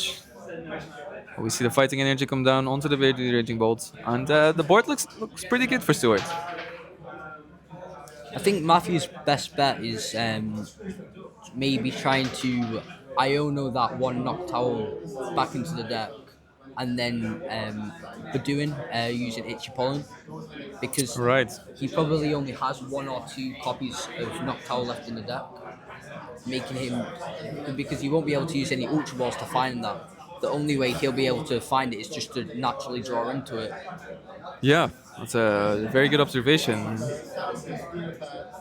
And also, shutting down the items will make it so that Stewart's not able to shuffle his deck. So the No. Noctowl is going to be there on the bottom for quite a while. There's a Iona going to the discard pile though of this vessel, so we'll I have do to. think we have a second Iono in hand. Okay, good. Yeah, we have the energy to attach to the active, so we can get that one out of the way. And at the same time, it looks like we have enough options to find a few rolls. Yeah. There we go. But yeah, you're right. We haven't in the last round when we saw this exact matchup, we didn't see much budgewing going on. So it might be the time. Might be the time for the Itchy Pollen. Yeah, Matthew has the time to be able to take it slow, present that one. Oh well, he can't present a one price board. But just take it slow until he has the resources that he needs to be able to blow up the game. Of course. I think we saw one rare candy go to the bottom from this Iono though, which is a bit of a shame. He does have that retreat. Just getting that two price out the active is pretty good. Just making it so they can't take a two price lead. Yeah, definitely. But we do miss out on the budget, which is a shame. Matthew prioritizing the second rolls over the budget, which we can respect, right? Yeah, because all he needs at that point is a Crispin to take out his only routes, which is eventually his whole deck. He can't function without his Guard of Warriors in play. No, indeed. So taking the safer route and hoping to draw into a budget from the Iona, which wasn't the case. Stewart starting off his turn with a vessel, I think. Grabbing a lightning and a fighting. Or is that two lightning? I'm not exactly sure. That may be a lightning and a grass. All right, yeah, very good, very true. Even better, just getting that one more draw. Because we do need a Crispin or a Sada to pull off this snipe. We're not there yet. Oh. So we're considering all of our options. We're not bench locked yet, but the hand is a bit too big to draw down for a restart, I think. He is 10 damage short of KOing any routes on the bench from Stuart's side. Yeah, so we're gonna need that supporter to push us over the edge. But how are we going to find it is the question. Oh, we got one more cycle. Oh, that's a very big draw there. Wow, the payoff. And we can see the players react. Matthew's not too pleased. But I'm sure Stewart. Noctowl can just get you so many options like Sada, Crispin, plus another trainer card. Yeah, exactly. You could almost go for two supporters there and force Matthew to find one of his two remaining Ionos because we've already seen two go down. Yep. But Stewart, on the other hand, seems to want a few more basic Pokemon. He's gotten a Nest Ball out together with this Sada, and we'll see what he's going to do with it.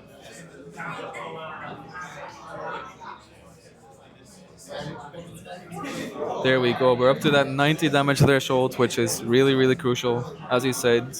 Now we can start applying pressure onto the bench Pokemon. Yeah. So we're giving Pheasantipity to Matthew, but at this point, we don't really care about that. We just have the stretcher to get back the routes. Okay. Just in case he isn't able to get up that guard wall. And do we have something else though? I see a lot I of do think he energy. has an Iono in hand, but I'm not sure.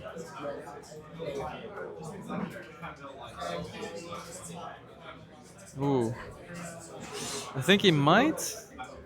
I can see the very pretty full art Lily's Clefairy. Yeah. We see an energy come down onto the active. Is that the dark energy or? All right, and then the Iono, as you said, but it's the one of the two last remaining Ionos. He does only have one left in the deck, which could hinder his late game. Because you do want some Ionos for the late game to be able to disrupt them and maybe stop them for a turn of attacking.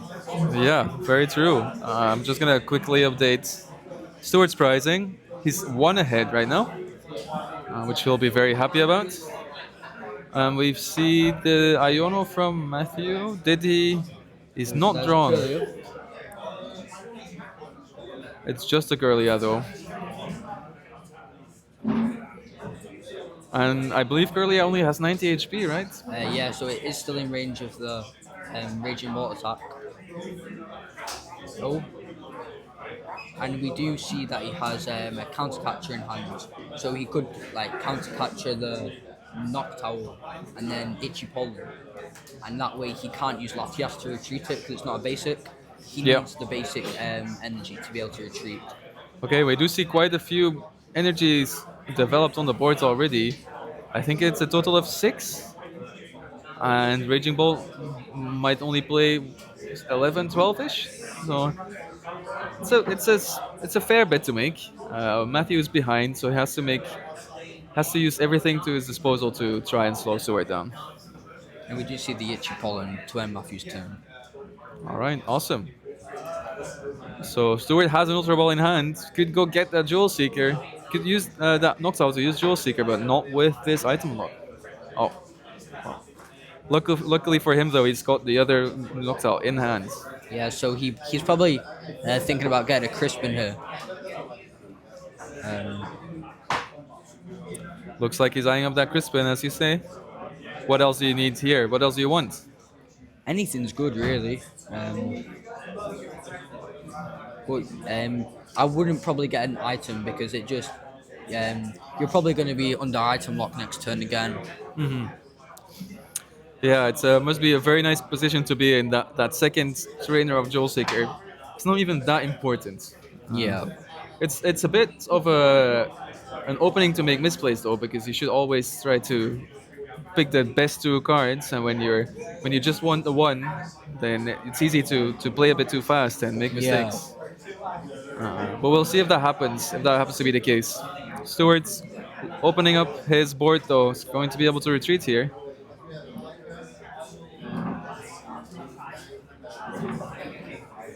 It's got the cycle for the Ogre Pawn again as well.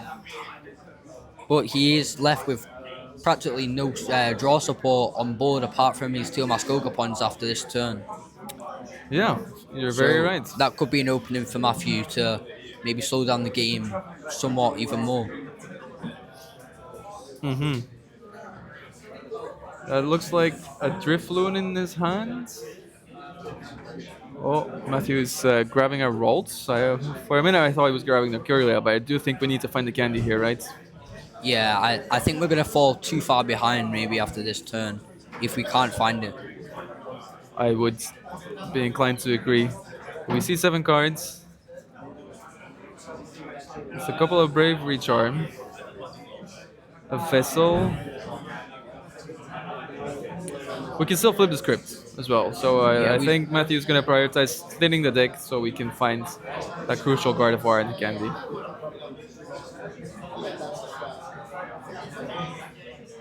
But it's going to be a big 3 of this flip the script. Yeah. Currently we have none of the pieces in hand, I don't think. Oh, wow, there have been some amazing top decks in this game. Because Matthew is able to find not just the Curlia and the Gardevoir, but also the rare candy.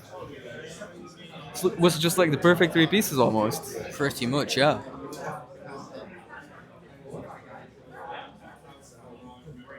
Oh, we forgot to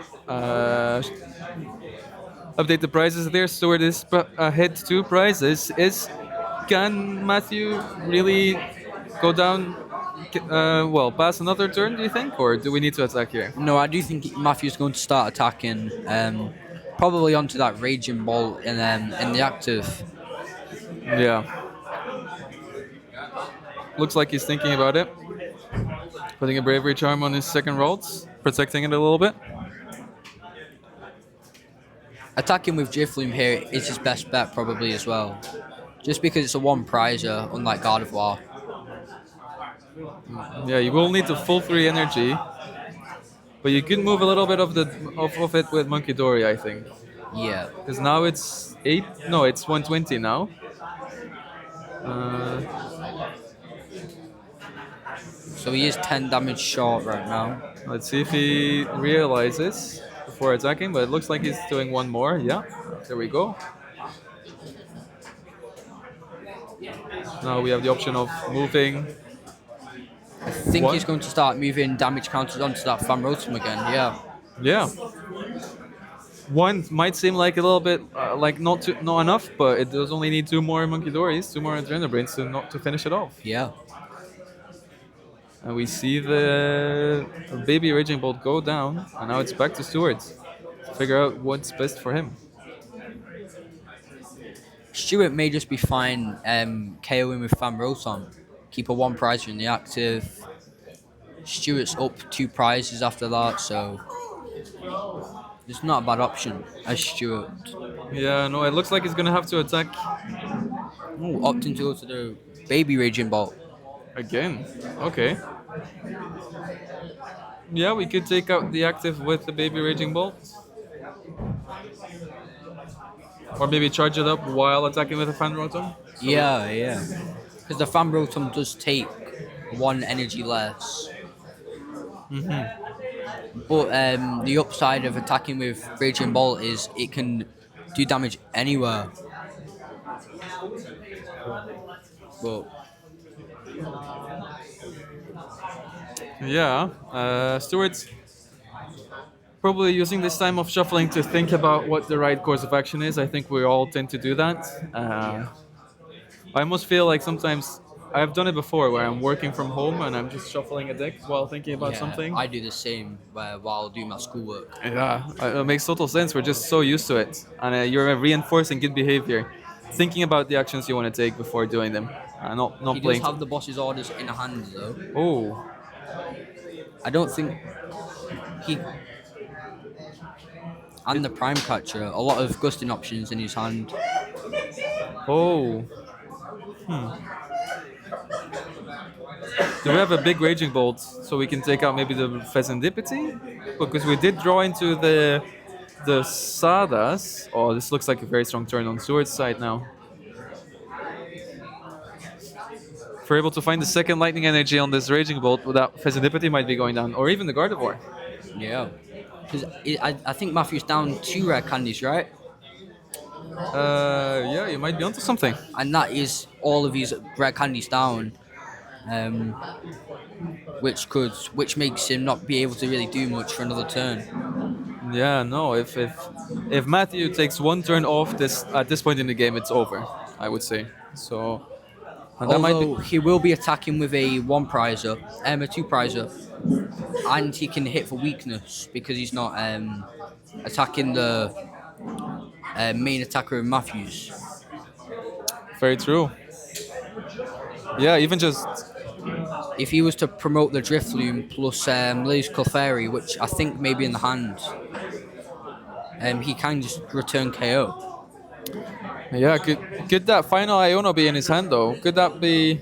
Ooh, this might be a bit fast on Matthew's side because this is Stuart's able to take that Rotom of the board now.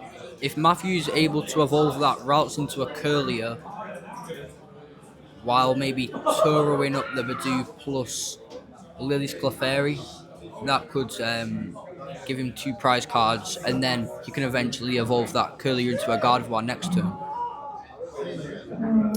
Yeah, that looks like a pretty good play to me. We want to take out this Raging Bolt. Attack with a single prizer. Sorry, just quickly updating the prices while I say that. and hopefully disrupt the hand. But we have one more turn as well. Because is there enough energy on the board right now to use boss and KO the Pheasant Deputy? I don't think so.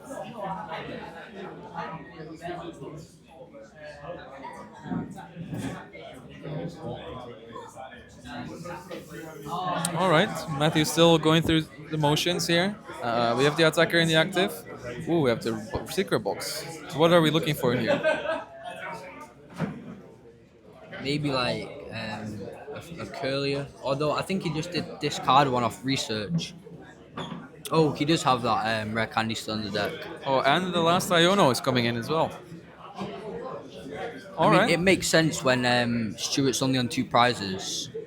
Yeah, it's now or nothing almost, right? Yeah, because Stuart could potentially win next turn. Yeah, Matthew being one game up, um, has the ability to take the sit here if he manages to avoid Stewart, prevent Stewart from taking 2 prizes next turn. Because with the Artisan in play, with the Gardevoir developed, I think it's fairly doable for him to take 2 prizes next turn. 2 Monkey Doors down as well, so that Pheasantipity is starting to look like a fairly good Screamtail target. There is enough damage counters on Drifloon now to be able to KO the active Raging Bolt. Nice, yeah, we're going up to 11 damage counters. 12, okay. So we are in Jamming Tower range though, but I'm not sure if we've seen it already. I don't think we have saw the Jamming Tower be discarded yet this game. Okay. And the original Fan Rotom isn't on the board for Matthew to set the price trade equal again, which could be a problem. Yeah, you're very right. So we're taking out this active. Matthew is going to 3 prizes remaining, it looks like, yeah?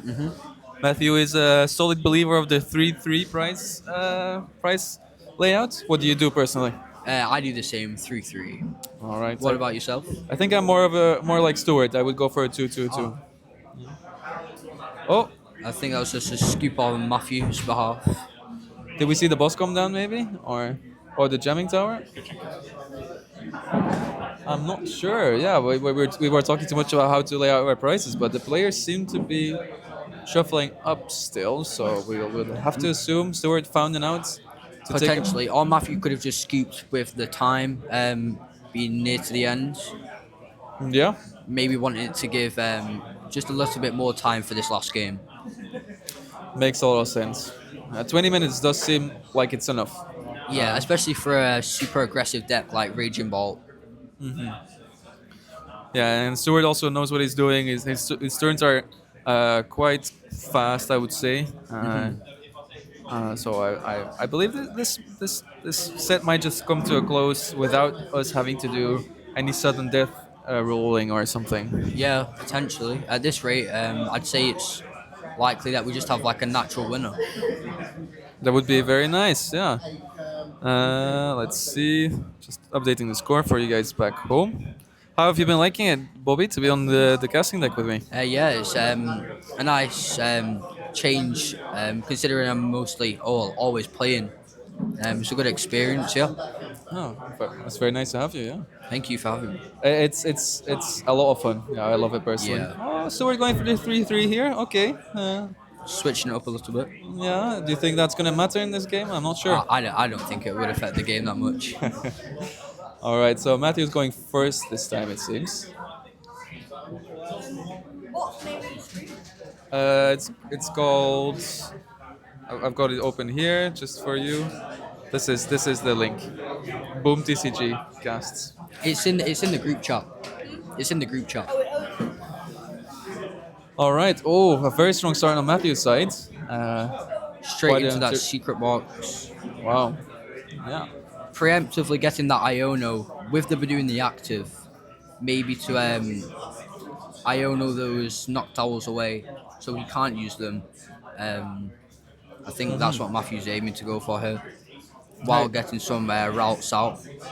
He's doing some very interesting things here. He's grabbing the candy already, He's also grabbing the bravery charm, so he's protecting these rolls from going down, especially because we talked about it earlier. It's almost impossible without an E-switch, I think, and we're not sure Yeah. if Seward plays it. No, he doesn't. But he has got to be careful of like a prime catcher play, Right. Yeah. or even jamming tower really. Um, Yeah, Matthew going very aggressive here. He's not being subtle about it either. no, definitely not. So let's see if he gets punished by this one copy of Judge in Stewart's list. Starting off with the Artisan here. You, I was going to say you would have to think he's going to go for that Fan Rotom. Get his deck going.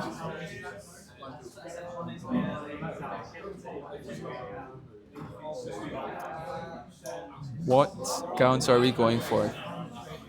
I would hope again a 2-1. I think that's the best bet, just because his deck crumbles really without the Noctowls. Yeah, very interesting here. We do see the 2-1. This is almost, I feel like that's the safest play.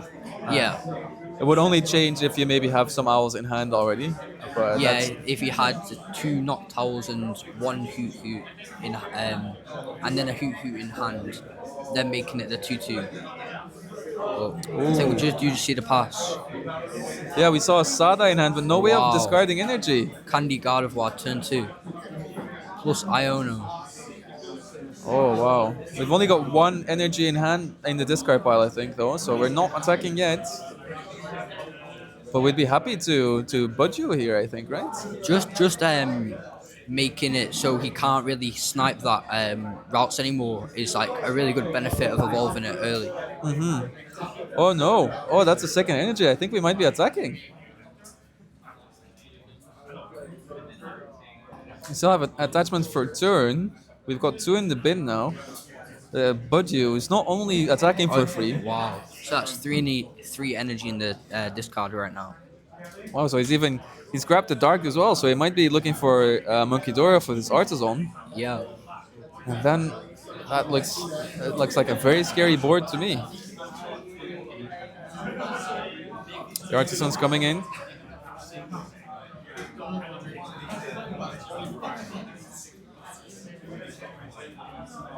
We're not going to use our Gardevoir yet, but instead we're going to that lovely Screamtail we've spoken about. Yeah, just being able to attack with a one prizer is just like so good, especially in a matchup where Raging Bolt can hit pretty much an unlimited amount. Yeah, and it might be one of the owls going down again. What do you think? I think that would be the best option, yeah, because the Raging Bolt isn't really serving much of a threat at the moment. Again, it won't be able to kill Gardevoir, like the main engine. So I think Matthew's going to be opting to KO one of the Hoot-Hoots. Yeah, really slow Seward down. Take out his lovely owls with this. I actually don't know what the attack name is. Do you know? I think it's called Roaring Scream. Roaring Scream. Yeah, that does ring a bell. So we see the Hoothoot being Roaring Screamed. No damage movement with the Monkey Door yet, but we didn't have that much to work with. No, all of our energy is mainly going on to the Screamtail to be able to attack. And it would be a bit maybe too aggressive of him to commit one of the discard pile energies. Yeah. Maybe it's last one to a Pokemon. Because if he was to say gust up the routes plus Judge and Matthew have no energy in the discard, it's forcing Matthew to find one of his energies or an out to an energy. Yeah, that does make a lot of sense. Okay, so we do have a Noctowl coming out, I believe. Did you catch what the Ultra Ball target was? I don't think so, but I presume it would be a Noctowl. Yeah, as we see the Noctowl in hand. Alright, we have a Noctowl. We have a Tail Dance first. Very good sequencing here from Stewart's side. If you join to something you want of the Noctowl, from the Tail Dance you leave yourself with another target for your jewel seeking. We see the Vessel come out first. Throwing away that big Raging Bolt, so as you said, it's not very important in this matchup, at least not in the early game. No, it becomes more valuable in the late game. Maybe as he starts attacking with Gardevoir a bit more, just to Yeah. hit them high numbers. All right. Well, what are we grabbing here? Um, we've not found that much yet. We want the Sada for turn. That makes sense. It looks like we're going to play Area Zero down, maybe hoping to draw into some Pokemon outs. I think he's just trying to get more draw on the board, like more Ogerpons, more Noctowls, stuff like that. Really go wide. Wide with all of your options. Well, it's the second Baby Raging Bolt coming down. Okay. That reminds me that the last turn there was a prize being taken on Matthew's side. There's only 12 minutes on the clock though, and with both these players going for single prizers, I hope they're wary of that as well. Yeah, I mean we do have the 3 minutes added, 3 minutes added turns on the end, but I do think we'll be able to complete a full game. But we'll have to see. We'll have to find out exactly. So we're using Raging Bolt's second attack, which might be Thunderbolt Storm or something, and we're taking out this Grimtail. Ooh, three Wow. energy hit the discard. Either Matthew's becoming very confident or he's playing very quickly and throwing these cards all around the table. But he's maybe picked up on the time a little bit. Oh wow, that's another guard, a monkey with the dark energy. It's almost a perfect draw.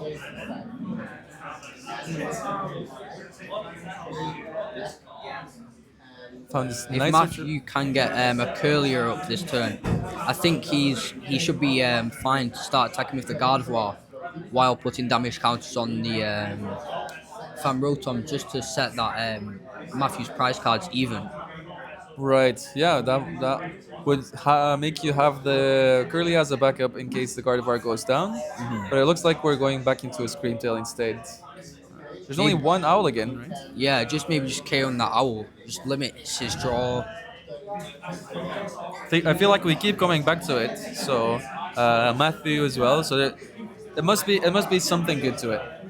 It's just like the whole deck because like you're only really drawing one card off the Teal Dance, so that's not much.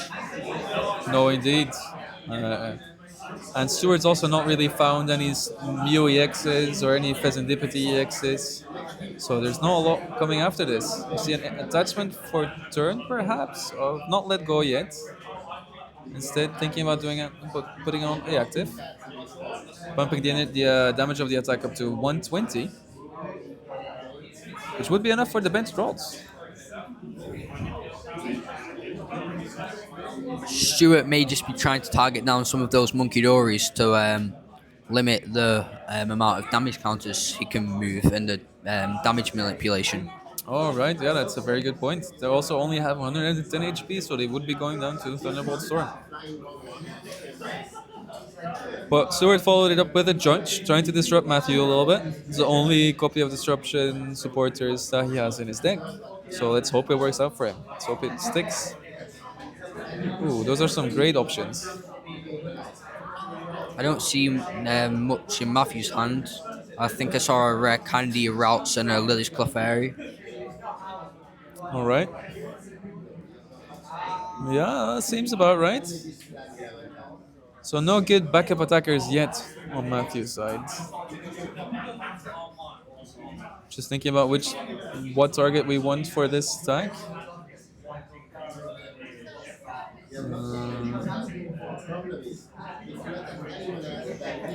What do you think? What would you go for? Is it the I Monkey would, Dory? yeah, because you probably want to target the Monkey Dories just because Matthew's probably going to take one prize this turn. But if he starts building damage counters up on the Fan Rotom like he has been doing, that could allow him just to take an extra prize card. Yeah, of course. Really navigate around not playing too many copies of boss because that's a bit of a downside here for Matthew about going onto on the aggressive side. I don't think Matthew does play any bosses orders. No, indeed. So the only gusting options he would have would be counter catchers, and right now those aren't live yet. Nope. So I think Matthew's just best getting the Pheasantipity out here off the nest ball. Yeah, while setting up the, yeah, it's almost perfect, right? You can take out all six damage count, take off all six damage counters from your Psychic Embraces onto the Rotom, while taking out this active Raging Bolt, and then protecting yourself with the Serendipity. I feel like that's a pretty solid line. And then next turn you do have that extra prize card with the that moving damage off of your side to the Famrotom. Right, yeah. So you're only one. You would be one gust away of winning, but there's currently no single prize there is or gust available. Well, there is gust available, but that would depend on Stuart taking two prizes in that case. Yeah. So we'll have to wait and see if Stuart is aware of that. He does have the Prime Catcher in hand and the boss's orders, so and he probably does need to take a two prize KO next turn just to be able to keep up with the game. And so there's almost no. You wouldn't say there's a way of him playing around counter catcher in that case then. No, no. Oh yeah. I think he has to take two next turn, Stuart, or Matthew could just have an easy win from then. Yeah, it's definitely quite a pickle that Stuart's going to be in after this. We still have to flip the script. That is a research though. We haven't even played the supporter for turn. Or have No. we? No, we haven't. I think we've only nest balled for the Fez this turn. Oh. I think he's going to attack with Curlier's second attack, Psychic. I think it does 60 damage and then plus 20 for each energy attached to the both actives. Wow, I actually didn't even know that was an option. That's a very cool play to see come out here. He is still getting them 6 counters on the Scream Tail while KOing with a 1 prizer. Yeah, it's pretty much just as good as the Scream Tail, but it leaves bench space open for that festivity. This is a very cool play to come to see come out. But it's back to Stuart here.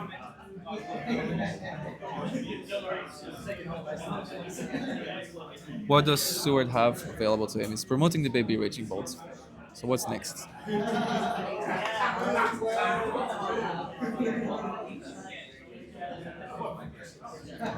There's no owls again. There's no Pheasantipity either. So yeah, we have a vessel.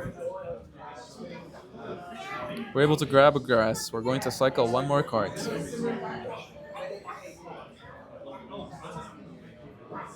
Has to be a good one, I think.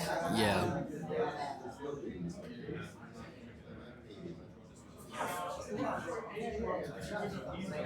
I'm very, very nervous, anxious to figure out what else is in Stuart's hand here. So we're coming down to 5 minutes remaining on the clock. Both players are very close to winning, really. Matthew's only one attack away in theory. Pretty much, yeah. Because you can easily get those damage counters back on his side of the board with Psychic Embrace. And then he has, even if Stuart KOs one of his Monkey Dories, he only needs one. He doesn't really need the two at this point. He will need two for the damage on the. Oh, wait. Depends. But we do need to also take out two more prizes, right? So the only target would be the Teal Mask Ogrepon. So maybe with a Drifloon. Oh, okay. Is that the Slitherwing that has come out? Yeah. Alright, so Stuart's not either opting to not play around counter catcher or not aware of the possibility for Matthew to win here, but we'll have to assume that he is, and it's just his best bet, as you say. His best bet is to go ahead here and Matthew could potentially set up 3 Monkey Dories, all with energy on. Move 60 damage counters from his side onto the Scream Tail to KO, onto the Slitherwing to KO it, and then move 10 more damage counters onto the Fan Rotom, and then just KO whatever's in the active. yeah, it's a very good play indeed. But if Stuart was just to promote that Teal Mask Ogapon, Matthew wouldn't have any bench space left to bench a Drifloon. And with him using all of his Monkey Dories, he won't be able to hit that 210 that he needs to be able to KO. Yeah, well, It looks like Matthew's going for it anyway. So Or he can just get God of War Gust, or just I think he just needs a Gust at this point. that's the Gardevoir.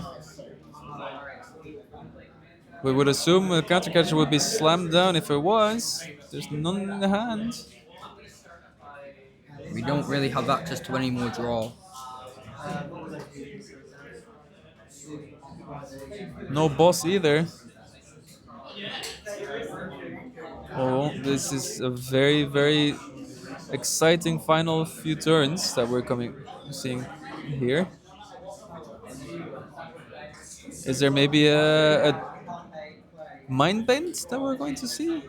Maybe, yeah. But we do need to remember, I think Stuart does have boss's orders in his hand. If Matthew was to ever present a one prizer in the active. Yeah, Stuart does have that boss's orders in his hand. Oh no! But does he have a good attacker to go with it? See, we'll need to take two prizes, and these Gardevoirs are pretty big. Yeah.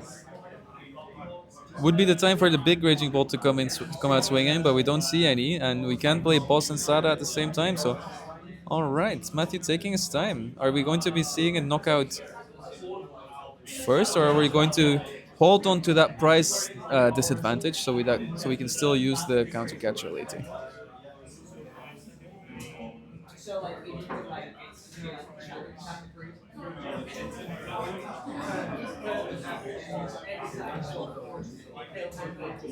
So we see three Psychic Embraces onto one Gardevoir and two Monkey Doors coming out. How are we going to move this damage? Do you want to? I'm not sure if Matthew should take a prize this turn. Yeah.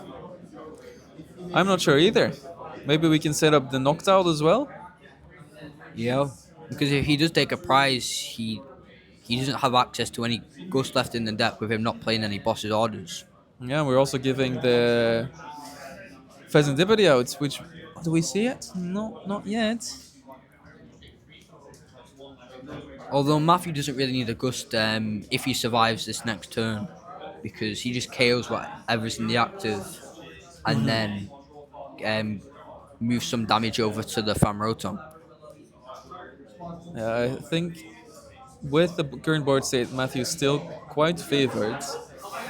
But we'll have to see Stuart navigate this final turn, figure out the best course of action. We are getting close to time on the rounds, but like I said, we do have those 3 extra turns of play. Yeah, indeed. So we're down to 2 prizes remaining on both sides. But just going off a board state, Matthew looks like he's about to take this victory and go on to take 4. Stuart does already have 3 energy on that, so he only needs a...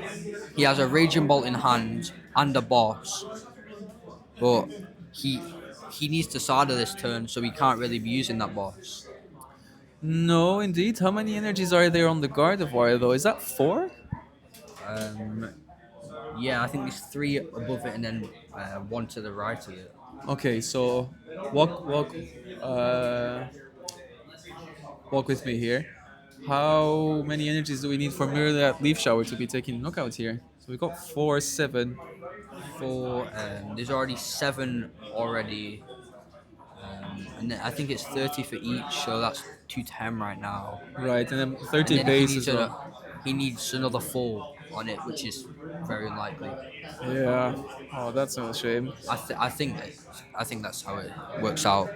Yeah, no, I think you're right. It's 30 base and then 30 plus, so that would make it 8 times 3. And I hope we're good enough at math to be playing Pokemon. So that would be 240 indeed. Oh, wait. So there's 7. So if Stuart bosses that Gardevoir, I think it was. I think actually it was only 2 short because now we're at 9. 9 times 3 is 7. Is 270. So if he found 2 grass energy, he would have also had it 310. Yeah, that does. with the 1 damage that was left on there. Yeah. But I don't think there was ever an option for him. So Stewart's going to be taking a prize with this the baby Regibold instead, considering playing down this jamming tower, which would remove the Rotom out of play. But if Stuart takes a prize, then Matthew just needs a counter catcher really to win. Yeah, especially with all these Monkey Dory, it's going to be fairly easy to reach a 210 or a 240 marker. But we're discarding our Ogre Pawn as well. Or no. Or no. It's, Matthew does have quite a big hand, I think. and it might have also been a research in there. I definitely saw an Iono, but that doesn't really help. Okay. Iona wouldn't be very helpful here, but research definitely would. So we're deciding. We're also in time right here, so Stuart's going to be his turn 0. Matthew turn 1. Both players have 2 more attacks to finish up this game. I don't think they'll need to. No, I think it'll be shortly done.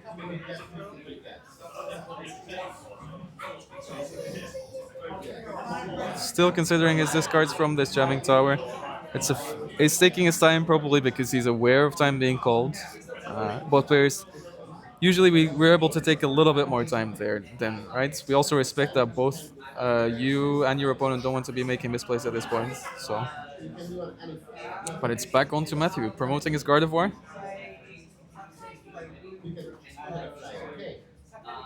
He's going to have a look in his deck. It seems discarding 2 Iono. Ultra Ball just thinning the deck. There's not many cards left in deck now anyway. And I think Matthew's list does play 2 counter catcher. Right, only 2. I wonder if we've already seen one, or one might be prized. So how many outs are we playing to here?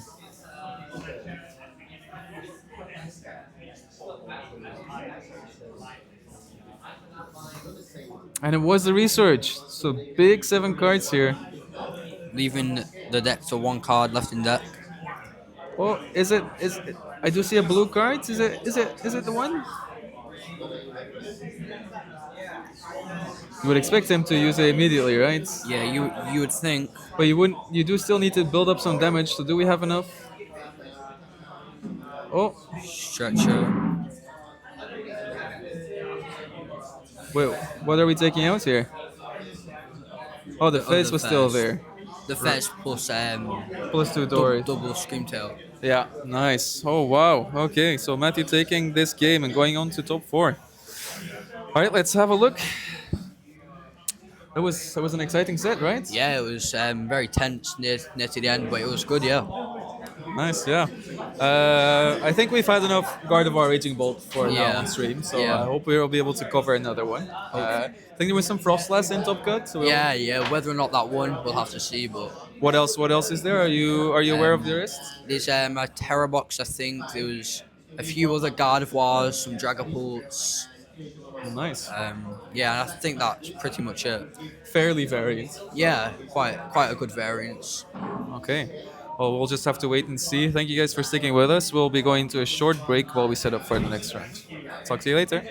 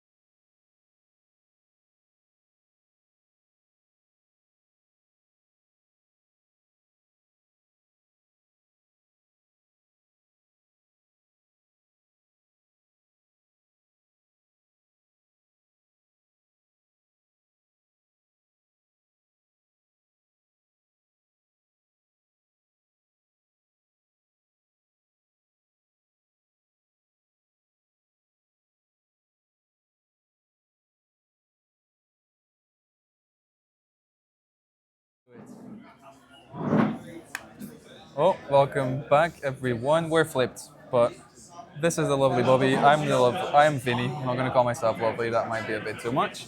But we're back here for round top four, which is going to be starting shortly. I'm going to jump into the game just so I can start setting up the players' names. But could you introduce us to the players that we're going to be hosting right now? Yeah, okay. So on the left we've got Matt Mitchell, who's playing Goldengo with Scissor. I think it's a 2-2 Scissor line. Okay, And then on the right we've got Jamie, who's playing Terrorbox. 2-2 scissor line. That sounds quite interesting. What do you think about that? Yeah, it's a good inclusion to the deck. I think I prefer it over most, and it's probably pretty good into this matchup with how many abilities Jamie will have on his board at like most times. Right. Yeah, it's really going to limit Jamie there, and especially these Noctowl decks tend to have multiple on the board, right? Even just the Fan Rotom starts becoming a liability in that case. Yeah, even like the Tiamat Gogapons, like their draw, like Fez, Mew, Of they really course. need to be careful of how many they're benching. Yeah. Do you think Jamie is aware of this? Of the Yeah, I think he's maybe he may have even played Matt throughout the tournament, but I definitely think he's aware of the inclusions in Matt's deck list, especially with them being in the same team. All right. Of course. Yeah. You guys have a little team going on here as well, right? Yeah, yeah, Uh, do you guys tend to test a lot then together? yeah. Test, share deck lists. Yeah, it's just a really good group. Oh, that's amazing. Like, it's such a good feeling when communities like that come together, right? But I think I've almost sorted all of the scores here. While Jamie's been going first, it looks like. Yeah, I think Jamie must have won the coin flip. Although Jamie just wants to go first and Matt just wants to go second, so it works out good for everyone. Fair enough. Yeah, Goldengo might take a bit longer to start attacking if they go second, but at least they get the setup, I assume. Yeah, Jamie's starting off with just a Fan Rotom and then attaching to the Water Ogerpon, the Wellspring Ogerpon, is really crucial in this matchup because it because what you can do is you can attach an energy next turn and then Crystal and then Box instead of having to Crispin. Right. So then you can snipe two of the Golden Goals if they don't get set up in time. Or Gimme Goals, should I say. Yeah, that's a very good point. I feel that also opens up playing around a potential technical evolution, TM evolution coming in from that. Yeah, with the Arvin start, I think it's more than likely that we do see the TM Evo into two Goldengos. So Matt could potentially play around the Wellspring by not benching another single prizer. Yeah. Okay. Walk us through Matt's turn here. What's he doing? What does he want to do? Do you think? Well, with him opting to get the vessel over the coffin, must mean he already has one in hand. Probably just getting that vessel just so you can attack using the TM evolution. Such a strong card in this deck with it being a stage 1 deck. Just being able to instantly evolve into them, have them guaranteed to be searching for them frantically next turn. And he'll probably end up attaching the dark to attack, which also does help later in the game because you can be attacking with, or you can just use Adrenabrain Munkidori's ability. Yeah. Well, very good observations there. Thank you. Yeah, I feel like we've going second. We're either Budioing, Clefying, or TM evolution, TM evoing in this meta, right? For the most part, yeah. And it seems like the Goldengo deck wants to play around item lock by having that evolution option. Yeah, just Goldengo being able to draw so many cards. Badu can hinder it sometimes, but it's pretty good at getting around Badu most of the time. You did see Matt get them early energies into the hand. We know there's at least one energy in the hand. Okay. So that can be good just to because Goldengos are all about energy really. It definitely is. Yeah, we're back on to Jamie's turn here. The Wellspring Ogre Pond Torrential Pump Attack doesn't really seem like the best lineup play here, so No, not now that they've evolved all of their gimme ghouls. no, indeed. We do have about 3 owls to our disposal, so that's a lot of cards we might be looking for here. Uh, then the third one might have come down from the nest ball, maybe, but at least two for turn. You see the area 0 as well, and the first Jeweled Seeker is in action. Jamie is in a bit of a tough position here because he can't. What he'd want to do is try and KO one of those Goldengos with a Pikachu, but he can't do that because he'll need to Crispin onto the Pikachu. So obviously he can't do that. So he may just be trying to draw cards this turn with like research or Noctowl, just getting more of a solidified setup. Yeah, that makes a lot of sense. We see the Volcanion come out here. I played it today as well. I think it was, at least it was played by Alex Chemansky last week in Milwaukee. Yeah, it was. And it may be the exact deck list, but I'm not sure. All right, yeah. Um, Terrabox doesn't really have enough space to be playing the poison package, but the burn package gives you a lot of the same options, right? Yeah, and he could maybe utilize Volcanion's attack maybe to KO Goldengo. All right, yeah. Will remain to be seen if he does play the fire energy for that. But we've Although a Pikachu attack may just be better because they won't be able to get through that ability. Um, Obviously, they've got Munkidori now, so they will be able to get through it, but that could potentially change.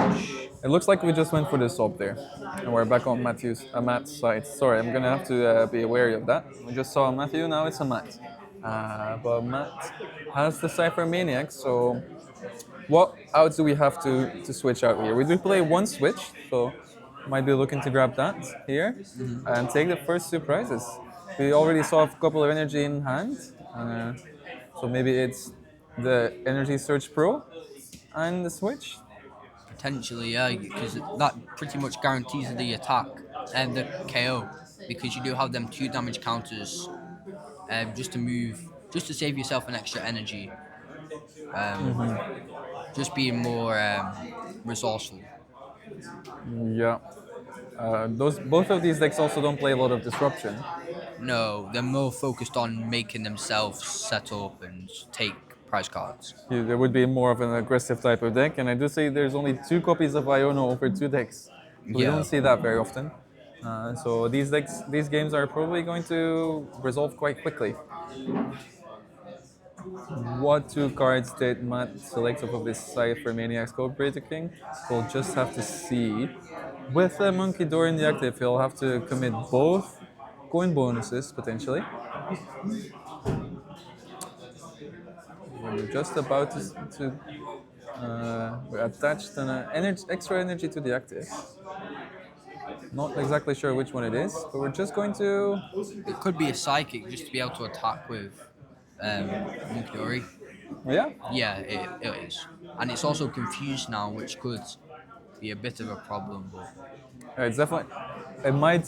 Oh, I kind of respect it here. So you're forcing Jamie to not sob or risk missing out on the retreat lock and damaging himself. yeah, It's a very, very interesting play. Jamie does desperately want to get rid of this Munkidori though, because with there being, if he KOs this Munkidori, there'd be no other energies attached to any of Matt's Pokemon. Meaning that he can just like roll over with Pikachu and its ability, because you do need that one energy attached to Munkidori to be able to get through Pikachu. Very, very good point. Yeah, I don't see any other ways of playing around the ability. There's no burn, there's no poison, there's nothing really besides this Monkey Dory. And as you said, with no metal on on the bench, there's no Crispin either. So there's never a way of attaching both metal and the dark. No. And if Matt does ever decide to bench or re-bench the Munkidori, Jamie can just start bossing it or chasing the Monkey Dory down, Of course. just because of how crucial Monkey Dory is in this matchup. So we've seen a green ogre pawn come down. It looks like Jamie is bench locked now. Does look like 8. Yeah. He likes to go for 7 and 1, so not the live way, or 5 and 3. Whatever works for the players is what they obviously should be going for. Makes it a little bit harder for us to keep count though. But is this a jewel seeker? It looks like is using Yeah. Noctowl. We do have one switch and one Turo in the deck, I believe. The switch really working together with a Volcanion, because you do need to get into the active for its ability to be activated. Yeah. Okay. There's also a rescue board, which there's crystal committed yet to this ogre pawn, and you might want to use that for your Pikachu in this matchup. So, eyeing up the boss. What do we want to be bossing here? Do we have a way of taking a knockout yet? I feel like with these attackers on boards, it's going to be very hard. It may just give us some time to maybe. I mean, you can't start attaching to Pikachu yet because he's bench locked. So the ball's really in Matt's court right now to take a KO, unless Jamie was to Toro one of his Pokemon up. Yeah, very true. Turo would be a very big commitment for turn. We're reconsidering, so it's not going to be the boss, or it is. All right, spoke too soon there. It can be very difficult. I played Noctowl deck for the first time today on like paper, and it does go a lot slower than you would think. There's a lot of lines you need to consider, and yeah, we don't want to be too hasty with them. It is a very skillful deck with a lot of different lines you can go through. Okay, so getting the crispin out and the boss. So preemptively grabbing a supporter for turn. Again, the only one copy of Iono in Matt's deck is making that a bit more of an option. You're not being very subtle about your plays. What are we going to do here? We've attached to this Fan Rotom with its very strong Assault Landing attack, which is live right now with Area 0 in play. Are we trying to try and boss up one of these Goldingo? And deal some damage to them? What would be the best follow to that? Why would we... Scratch that, we're just Assault Landing this Monkey Dory. Yeah, I mean next turn we can like retreat back into the Ogapon, the Wellspring Ogapon, and KO the active Monkey Dory while weakening some of the benched Goldengos. Matt may even bench like a Scyther maybe, which Jamie could take 2 prizes there. Yeah, you're very right. It seems like Matt's being very wary of that though. It's not put any other Pokemon down besides these 2 Goldingo. He's really playing around the Torrential Pump. But is that going to turn out to be too crippling for him? It's only got 2 little coin bonuses a turn, so... And this deck is really built to be drawing a lot of cards a turn, right?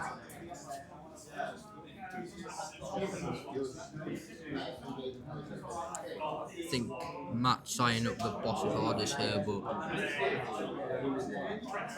Yeah, the Assault Landing did give Matt another turn of attaching the Metal Energy, so the Monkey Dory is easy to say. yeah. Unless we're going to be torrential pumping it. But it's an off turn to be taking with only one prize for Jamie in that case. What could Matt be trying to boss here? It might be that Wellspring Overbomb with the 1 energy already. Yeah, because it's eight damage counters on that right now.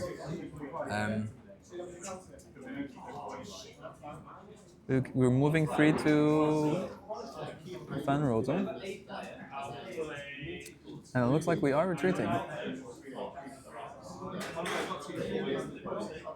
So after some slower turns from both players, it looks like Matt is going to be the aggressor here. He's going to set the pace. No more slow turns for Jamie.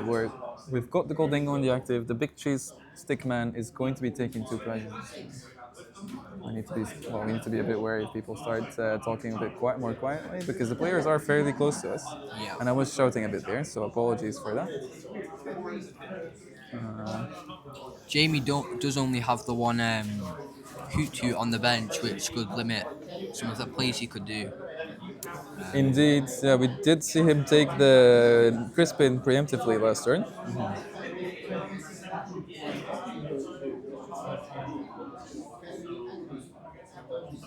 Jamie's just going through Matt's discard pile here. Have we seen an attack come out from Matt yet? Or- I don't think they've announced anything at the moment. Oh, right. Yeah, we were just checking if we'd already played a supporter. Sorry? Can you settle? Can we just check stream? Of course, yeah. 1 second. Sorry, guys. Be right.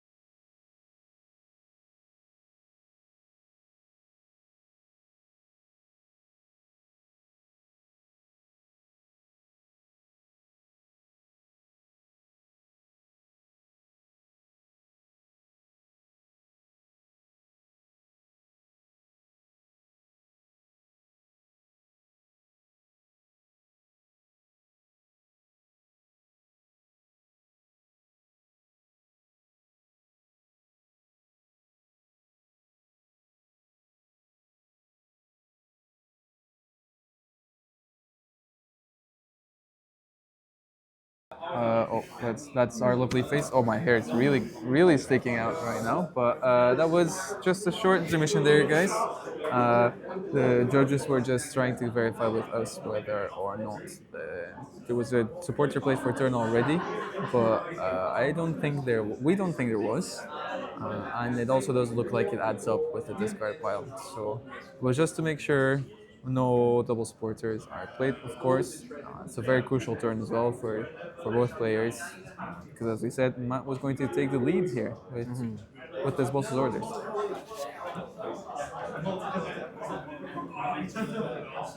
So the judges are still finishing up this judge call. It looks like.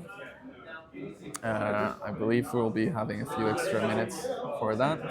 Let's see. It's going to be about 5 minutes for that, I would say.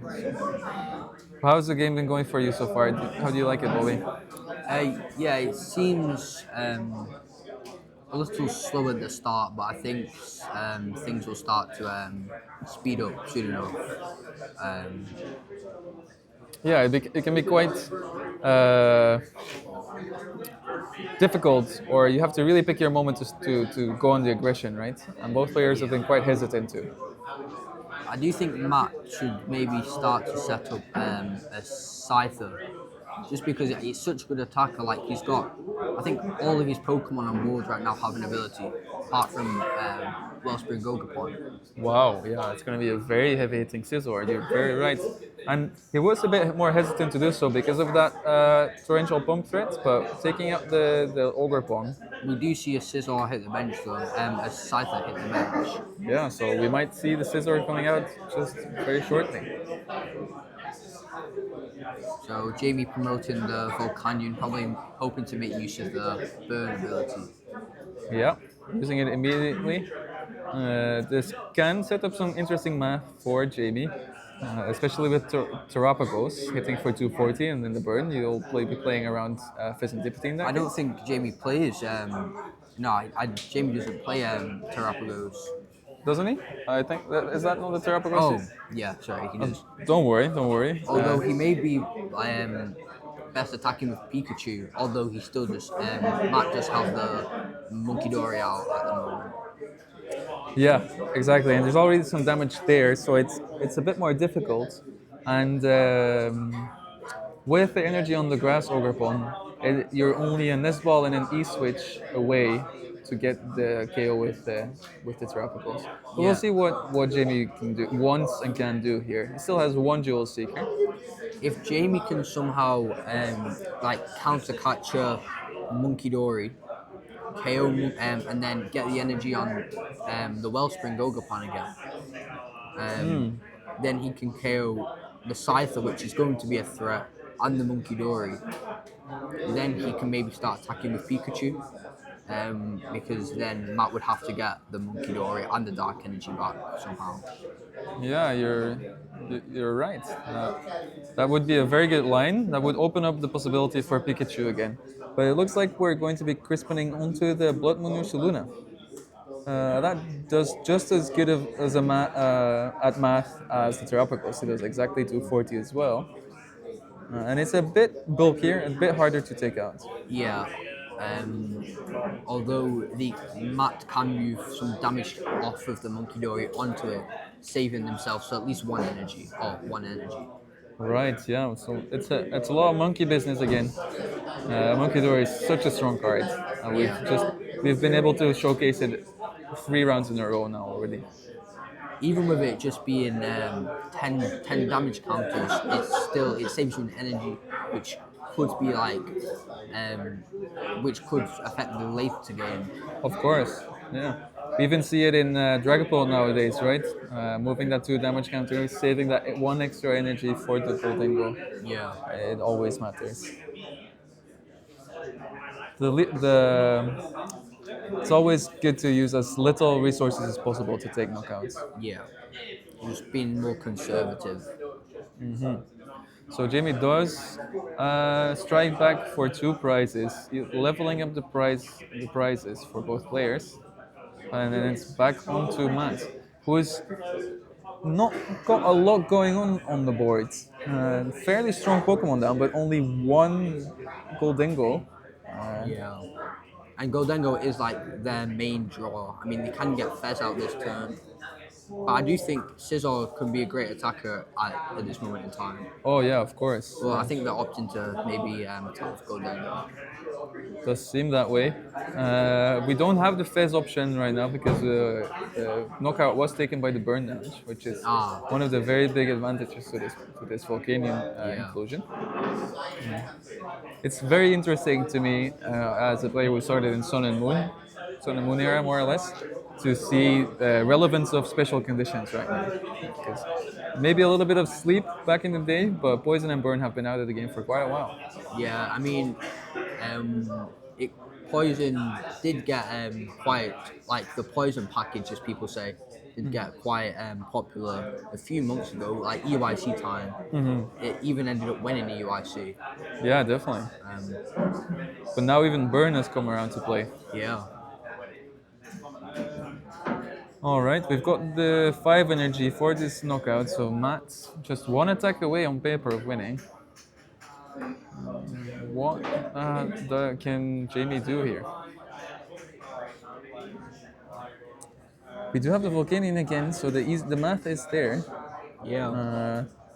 And just we don't even have to get that much. Just getting the bear back in action could be enough. But then what stops Matt from just going KO again? Like, I think Jamie needs to combo the KO with some sort of hand disruption. Maybe his like one off Iono.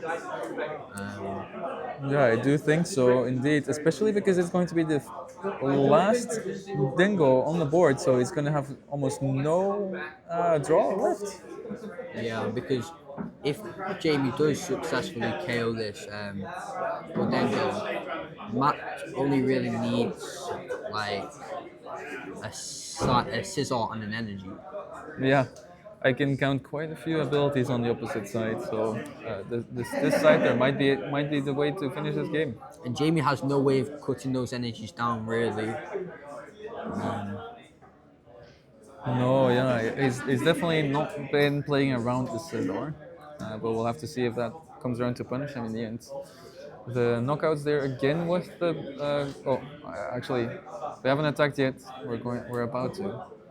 It's going to be with a burn again. There is the jamming tower in hand, Ooh, but that doesn't really do much at this stage. He no. could bump his own stadium, but he still has 5 Pokemon on board with abilities. Right, yeah. 5 is. Oh, there's no dark energy on the Monkey Dory again though. So this is actually quite impactful. Yeah. So we can count Blood Moon, Volcanion, Latias, Ogerpon, and the Hootsuite. Oh, we forgot to attach an energy for a turn. Oh no. Oh no, that's going. It could be an error that really comes back to bite him. Potentially, yeah. Because yeah, we see the pass because according to the ruling, when you announce an attack, you start the attack phase, and if you don't have enough, if you don't have enough energy to use the attack you have declared, you either have to use another attack, or just pass for a turn. And that seems what happened there, and Matt had the energy surge pro to get the knockout. I think it's just a scoop from Jamie here, just trying to save time. Maybe in this matchup he's more of the aggressor, the first one to start the price trade and Yeah, get of things course. going on his side. It's a very unfortunate misplay there. Yeah, it happens, especially when you start getting to the later rounds. It's both you've been playing for quite a while, but there's more pressure. There was already a few moments in the game that got quite confusing, so it's easy to slip up in that Yeah. case. Especially at this stage in the tournament as well. Yeah, that reminds me, it's actually the top 4 game for anyone watching. I didn't edit that, but we are down to the final 4 players. And Matt's looking to be in a very good position to go to the finals here. Both players have set up their basic Pokemon. They've found one. They've put down their prizes, and now let's see who's going first. The feed is going here. I apologize for that. Hope it's okay for you guys. It's quite a busy store here. Yeah, I think it's one of the biggest stores in this area, in all fairness. Yeah, no, I really like it as well. It's been really nice, good community as I've mentioned before, but I'll say it again. And it's also really big and a very varied offer of games. Yeah. We can see some magic going on here. I think there's D&D going on upstairs. You can, I think you can come down and just play board games and stuff. Nice. We love to see it. Yeah. We have the Ogrepon again, still, and the attachment. So Jamie's really. Matt's hand does have a coffin, But do we have a way to find that TM Evil again? oh, there's the Arvin. Oh wow. And with them having the coffin in hand, they can vessel for the energy. Yeah. So they do have pretty much the exact same thing that they did last time. Yeah, it's just flip-flopped the vessel and the body coffin, right? Yeah. But it's a very good start again for Matt here. Almost a dream start, you could say. Pretty much, but With Matt playing for, I think for Arvin, it's pretty. Um, Yeah, pretty likely. yeah. There's 4 Arven, 2 Boss's Orders, 3 Cypher Maniacs, an Iono and a Turo.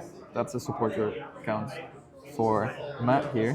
While on the other side, we can see a Brock Scouting, a Professor's Research, 2 Bosses as well, 3 Crispin, and 1 Iono. Although they do only play the one TM evolution, which could maybe be prized. I don't know if we saw it yet. Oh yeah, it's a bit of a longer deck search here, so it might be the case where Matt's like, surely not, surely it's not priced, not right now. Can't see it in the hand. I know these 3 superior energy retrievals, 1 metal, and then ion. Yeah, it might be priced in the end. Luckily, Matt did go up 1 game, so uh, with it being a one-off, I think the odds are about 1 in 10 games you prize it. Yeah. So it's fine it happening when you're 1 up, not 1 down. And I think they are using Evo. Yeah. All right, Yeah. okay. I don't think we can see it, but it's definitely there. Right. Okay, never mind. Don't pay attention to us, guys. Matt was able to develop a Dingo, at least one. But you don't have the Monkey Dory out yet, so even though he'd be taking a 1 prize, Jamie might decide to swing with Pikachu Yeah, indeed. because he is playing a new inclusion, I think, of Super Rod, which lets him recycle his energy a little bit more efficiently. Of course, yeah. We see a switch. They end up for this first duel seeker? He may switch into Famrotom on KO. Yeah. That could be a pretty, because he's getting the stadium to pair with it as well.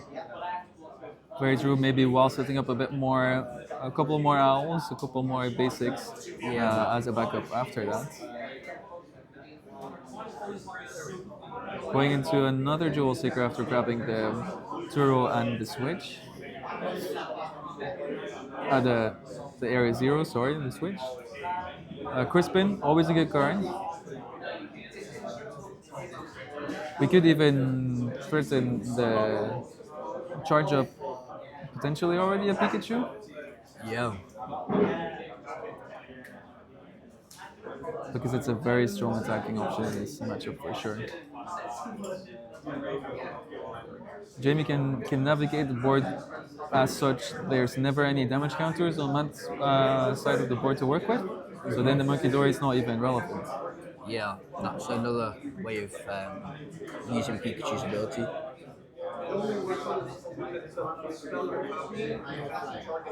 Pikachu is not played in that many decks, but there's a lot of decks that have to consider it, right? We Yeah. see the Volcanion in Jamie's deck can help with that. We can see the Slitherwing coming back into Raging Bolt, which does perfect math.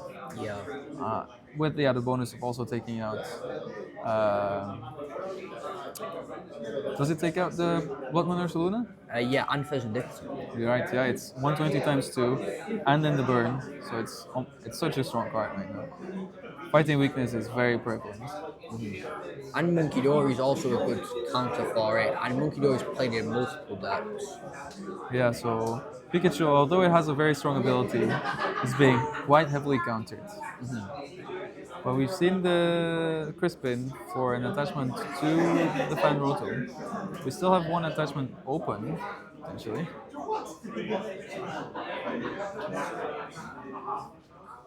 Or is there still 1 on the Ogrepon? I can't really tell. But we're taking knockout with Assault Landing. And I don't think there's any energy apart from on the Alright. So we decided to just Crispin for the attachment and then keep our attachment for turn to ourselves. Right now, Scizor is taking a knockout on this Ogrepon because Scizor crucially has a 10 damage base. Yeah, hitting exactly the right amount. And all you need is a counter catcher. Which we do. Do we play a copy of that? Yeah, we do have the one off. So. And you can use Fez to draw a few cards this time. Yeah, so that would be a very big hit for Matt in this turn. We've already coin bonus, it seems. I don't think they've got that. With them already using a supporter as well, they can't arve him for it, so Yeah, it's just whatever the ability is, the attack is for the one prize. I think it's punishing scissors. Punishing scissors. Thank you very much, Bobby, for the game knowledge there. We've got Matt going even in prizes with Jamie now, while presenting that single prize there, which isn't the best or the worst, given that Jamie's already taken one prize. So he's fine taking the one, but he would want to do it with the one prize again for himself. I don't think he has a one prizer that can hit the damage needed to be able to KO the scissor. No, I don't think so either. So what's the best line we can go for here then? Well, it's going to be pretty hard to like get anything crazy off because he doesn't have access to any noctowls because they're all fully evolved. But he still does have crystal, which does save you an energy only on your Terra Pokemon. It may just be, I think, just any way to KO this active, and he should be fairly okay. Yeah, looks like we're playing two balls here. He's grabbing another Fan Rotom. And did the Latias come down this turn? I presume the Fanboy3's just mainly for the attack, just because it is so good.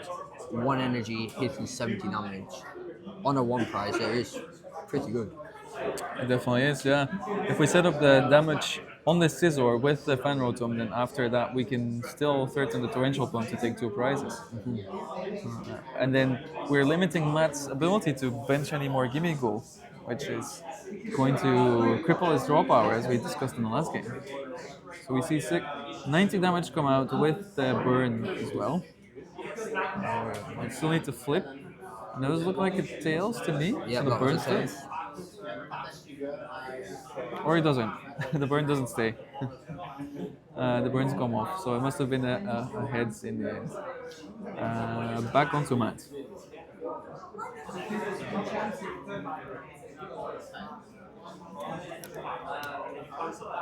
I think that was the coin bonus from the bench being used.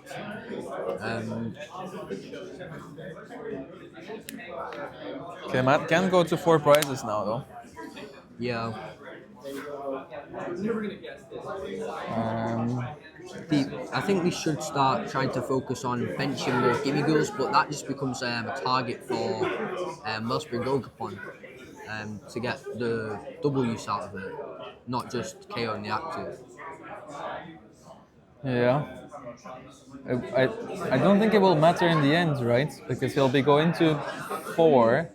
If Jamie decides to attack with Torrential Pump, he'll be able to take 2, and then he's just 1 gust away or 1 attack away of finishing the game. So with Jamie whiffing the knockouts, I feel like the advantage is currently on Matt's side. So it looks like we Are benching the gimme goal. We don't have to do much more. We already have the knockout on the active. We're currently hitting for 260. 2 Noctows, a Fan Rotom, a Volcanion, and a Latias. We've got the backup Gimme Goal. And it looks like we're just using the punching scissors again for the knockout. Taking Matt to 4 prizes. Okay. Jamie really needs to pick up some momentum here. What can he do in order to swing this game in his favor? He's starting off his turn with an Ultra Ball. I'd say Ultra Balling for a Pewtwo isn't a bad option, although you can't use it right now, so maybe a Fez. Yeah, Fizz, find yourself a few more cards and then decide, think about your turn once more. Because you do need like Crispin and Crystal really to be doing anything this turn. Yeah.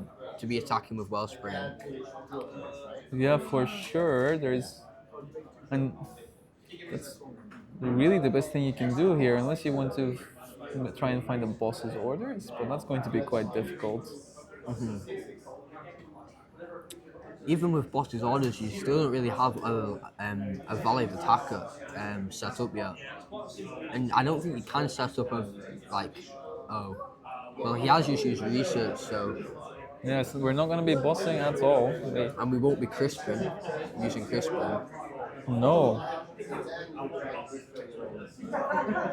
Oh no, are we trying to maybe find another fan rotom here? But then we're really slowing down. He's down both of his fan rotons, so I think we'll need a stretcher if we're able to attack with fan rotom again.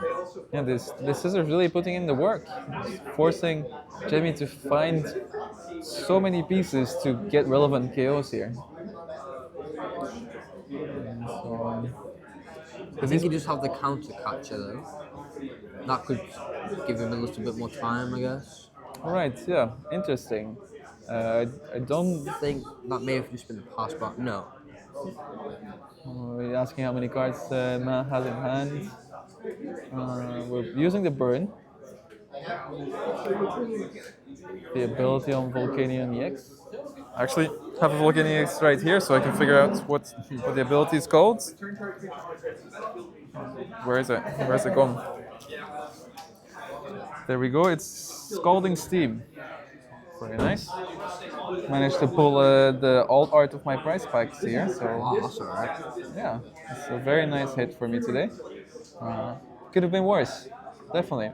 But Jamie has decided to retreat into the Noctowl, so it's going to be an off turn again, really.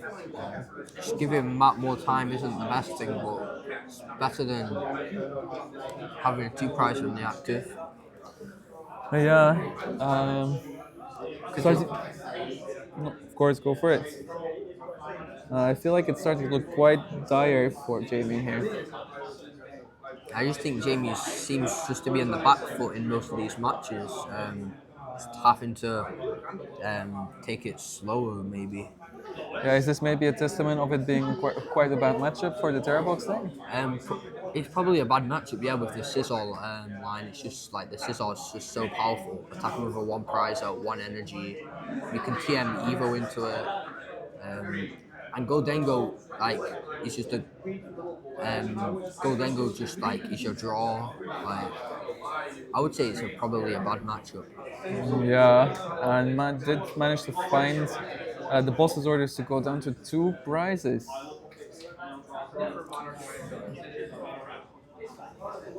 Yeah, no, I definitely would agree with you, Bobby. The Scizor, I'm actually quite a big fan of the cards, and it's a very well placed card in this meta.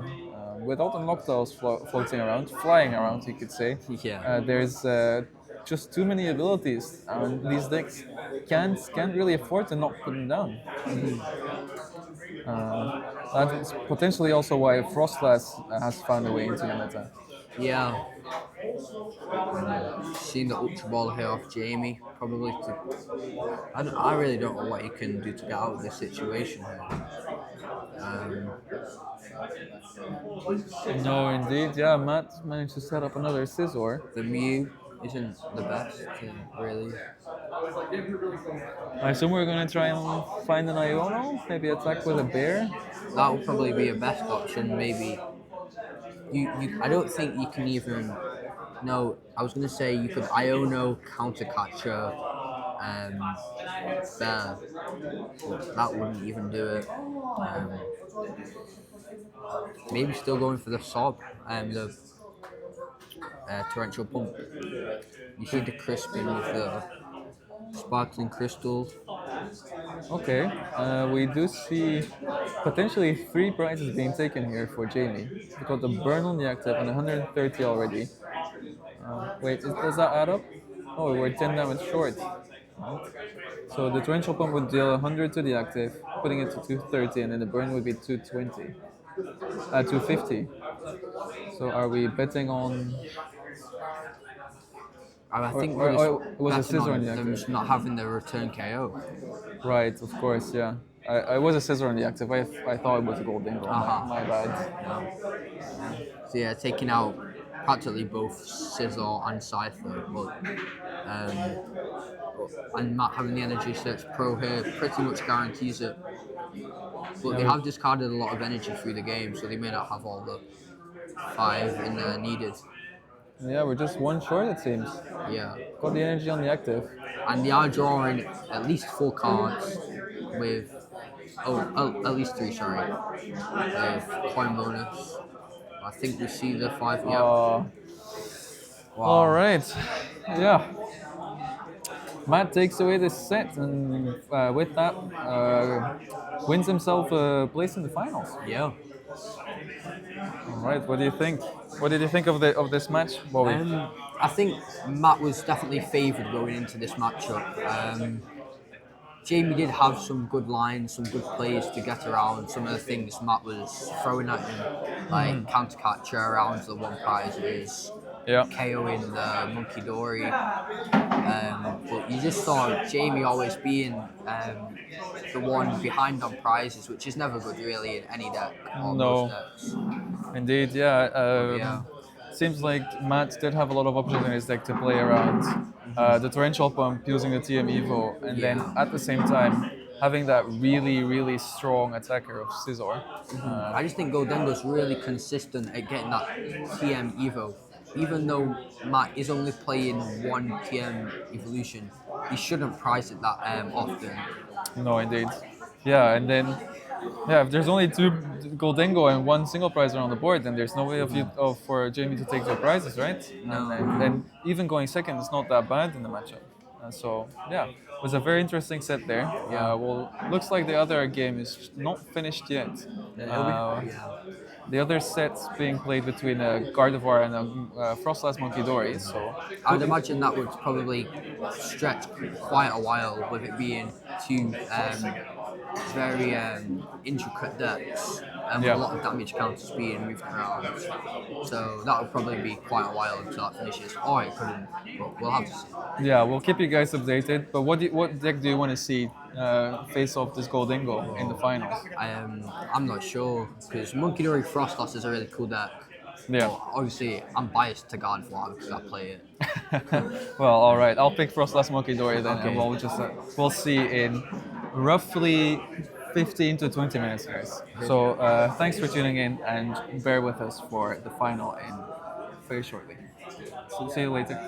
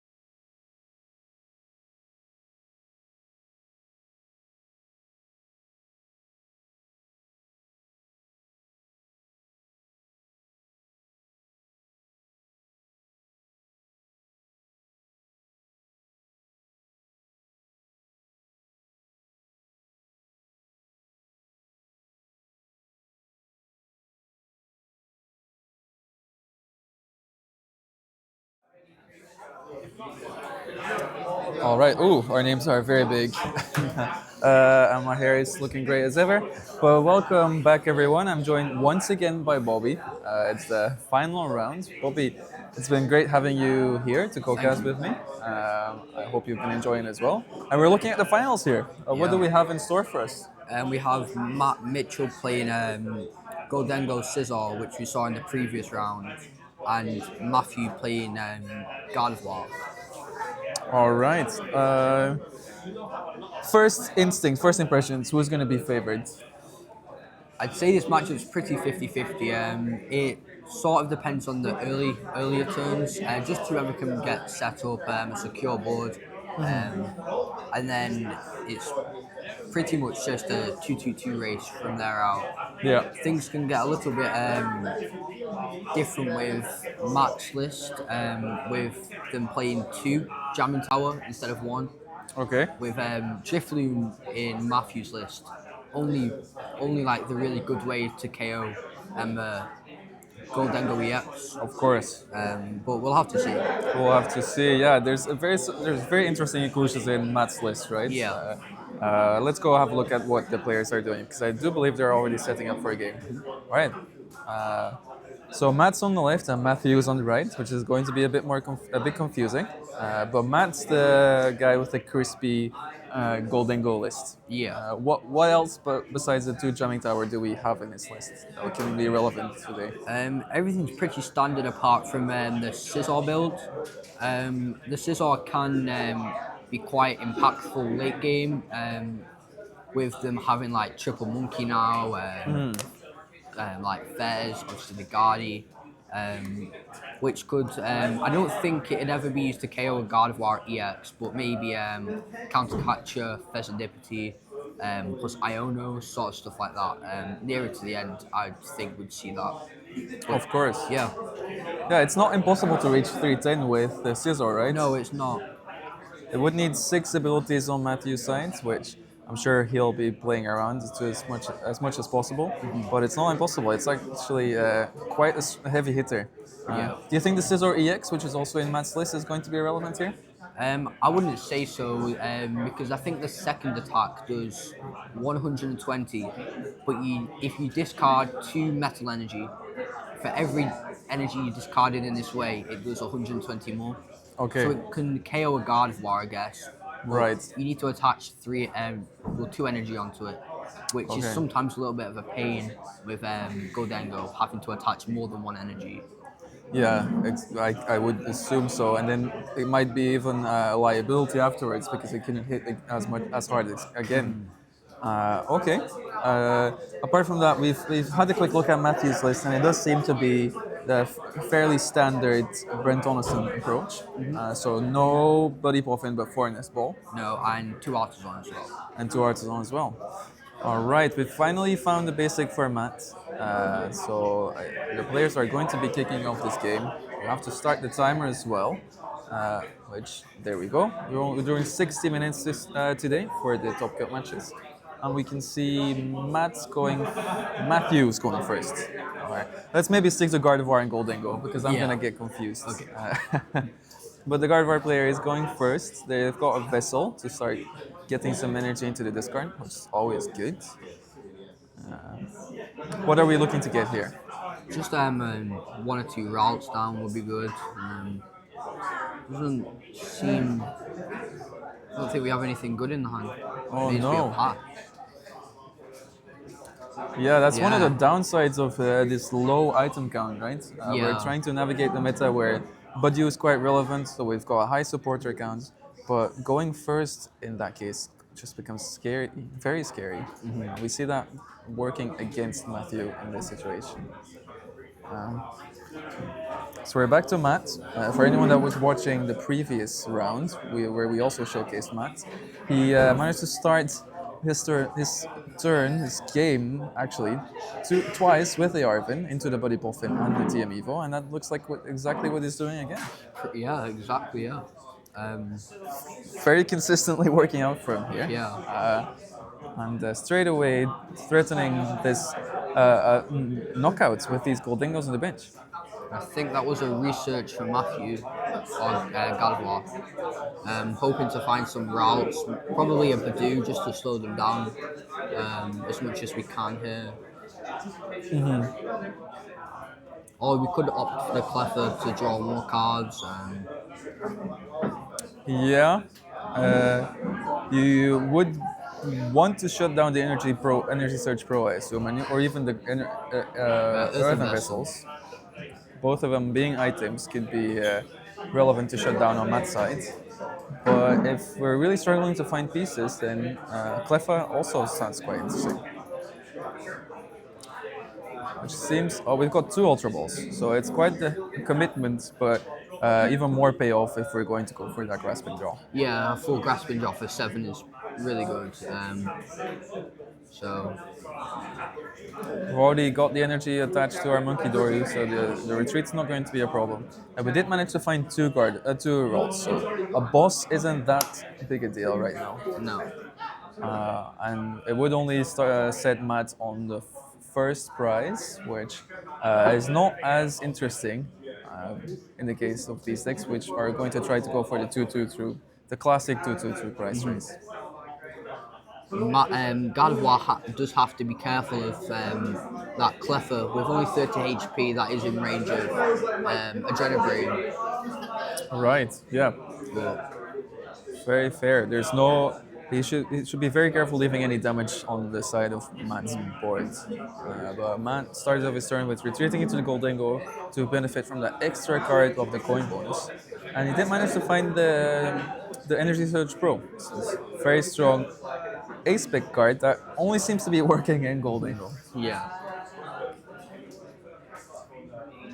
I do think Matt's hand is pretty much full of energy, so I think that's the reason why they're only getting 3 energy off Energy Surge Pro. Yeah, it's giving some information there to Matthew, who should be picking up on that as well. But we're at least going to be taking a prize here. There's one more coin bonus to the bench, from the bench, picking up a nest ball. I'm not exactly sure if there's already an energy on the gold. Yeah, they have just attached an energy. Okay, sure. Okay, the Iron Bundle is not a card we see in every Goldingo list, No. I think. It does. It is like really good in the late game. Like it beat me 2-0 just because of that. When I played Goldengo in a previous round. Right, yeah. You probably want to end the game with an Iono and a Gardevoir in the active. But that bundle will help push that Gardevoir away. I don't think there's any merit in using the Iron Bundle yet anyway, just because you'll have to use at least 1 extra energy to KO. And they've already got 2 routes out anyway. But I guess if you was to KO a routes, it's just putting on early pressure, forcing them basically to have a Gardevoir. Of course, yeah. It does look. I was gonna ask if there's ever a position where you promote the Monkey Dory, but Matthew's not even considering that at all. So it's straight into the rolls. Happy to give one up. He's already got the other one on in the back, and it does look like he's also got a Night Stretcher to recover that one. But do we have more options after that? Still not the best hand, it seems to me. Earthen Vessel.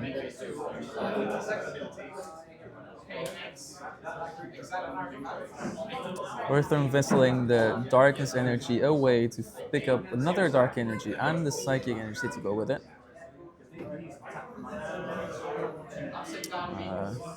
Just double checking the deck there.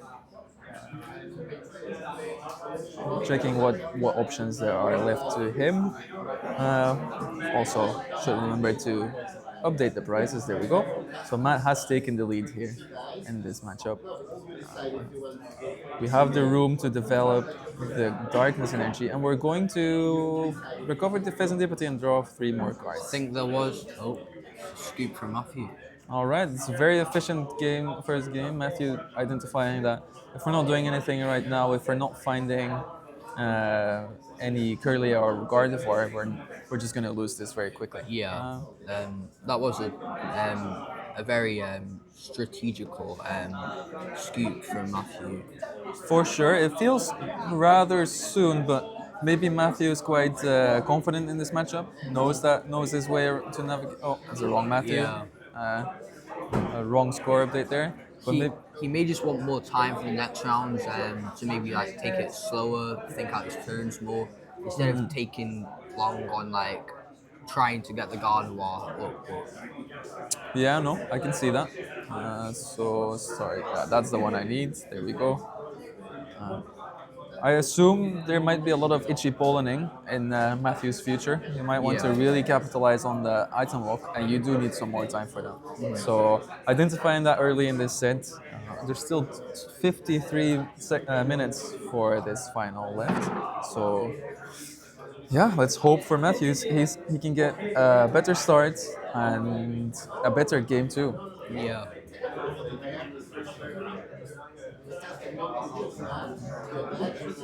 Both players still setting up. Matt taking his time to shuffle.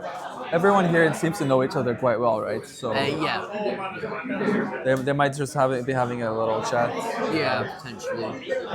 Maybe I hope for both players the pressure is not on too much. No, they're both well accomplished players, so I think they're no stranger to like pressure or like people watching their game. So Yeah, I know. I would say so as well. I know Matthew personally. He's also the one that invited me over here to Manchester and who's Yeah. been hosting me. Thank you very much, Matthew, for that. But he's here for the mat. He Yeah. likes the Zoroark mat. So uh, let's see if he can piece everything together to make it happen. Decided to go first, it seems, giving himself one more turn before Goldingo starts attacking, I assume. And he's got a better start. He's got more items to his disposal. I managed to find at least one this ball.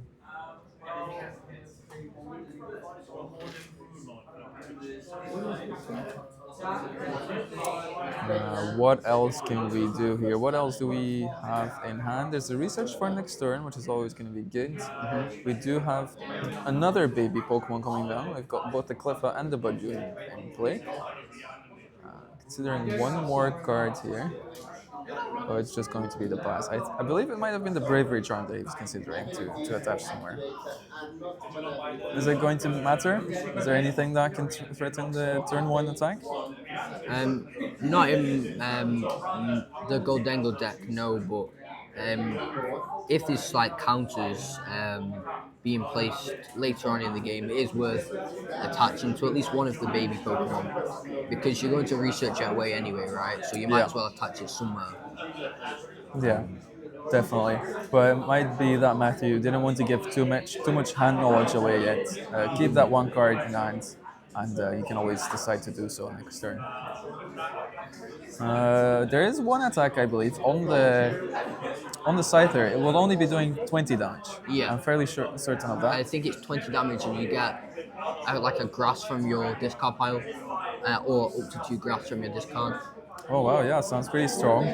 But it does look like there's only one grass Yeah. in the Goldingo deck. And that is purely because of this energy search, bro. Yeah. Forcing you to find, allowing you to find one energy of each energy type that you have in deck. Yeah, and I own it off from Mark. Okay, so it's not the TM Evo. He didn't manage to go 4-4-4. Although I think they'll be hoping to find a TM Evo off this though. Very true. Yeah, they do play only one copy, so it would be fairly. Lucky to get it off. They would have 6 to be, cards. and it doesn't look like they have it. Doesn't look too, their board isn't too bad either though. They managed to get down 3 Gimmighoul, and they put 2 damage onto the Budew, threatening to knock it out next turn.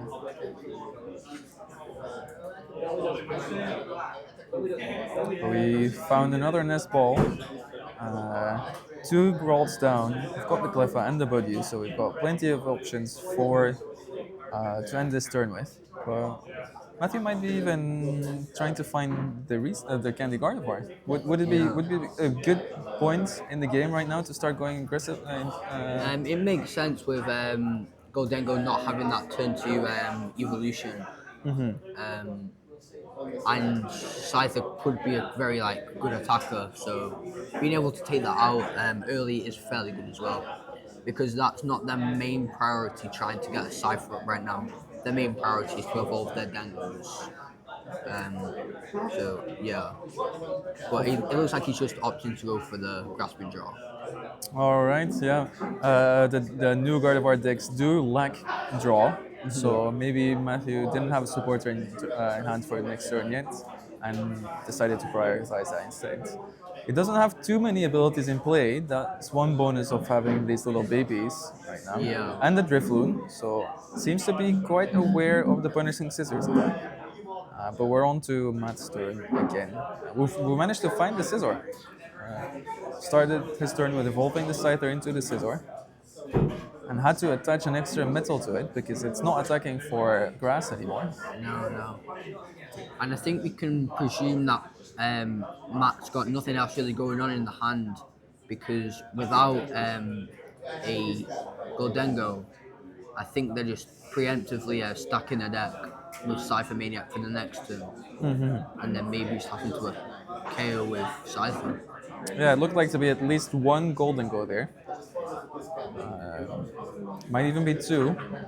One Golden Go drawing for turn, and the other one you can draw from the other one. So, but taking this one prize is not too bad. No, especially when they can reclaim it with Monkey Dory later on in the game potentially. Yeah, and the Jamming Tower, Yeah. which they play two of. So they've got plenty of options to cheat a prize later down the road. Matt going on the aggressive again in this matchup, but Matthew's got a better board to work with right now. Definitely. I'm sure we're going to see a real game now this time. Right, we're putting down the Festivity, which with the Gardevoir EX that would come out, brings us up to 4 abilities. So he's hitting for 210 right now, which does KO the first, which is pretty relevant. For sure. We don't have any Goldengo, but there are a few. Yeah. Stamp would go very hard here indeed, Bolly, but I do believe Matthew plays the secret box. But that's a very good point there, because of Iono drawing from the top.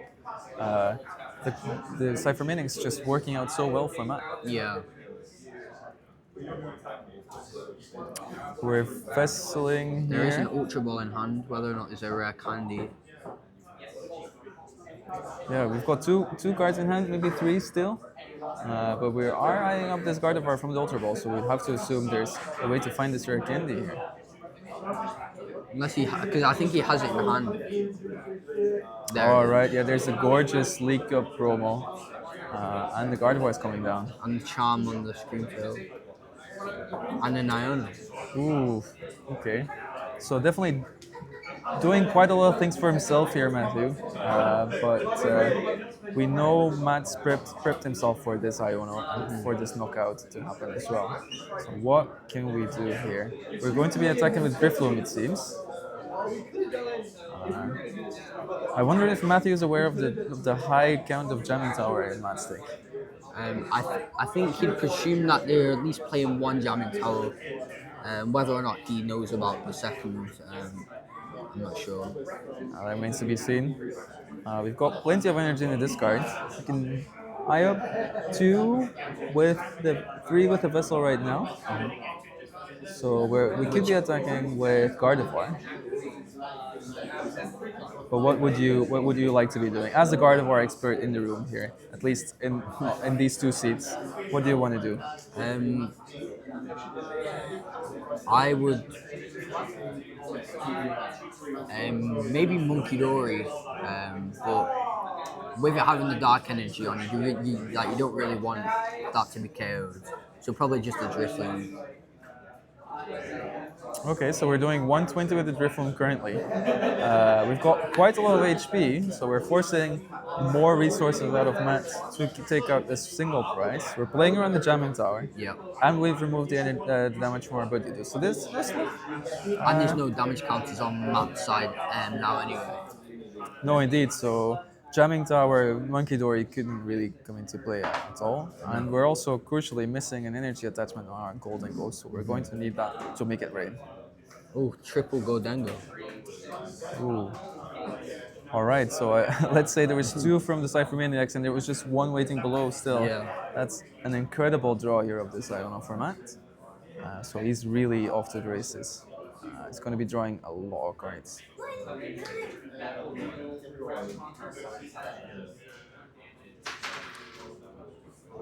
Okay. Vinnie popping for the Gimme Ghoul and Scyther. He's probably thinning out the deck. Two good cards as well.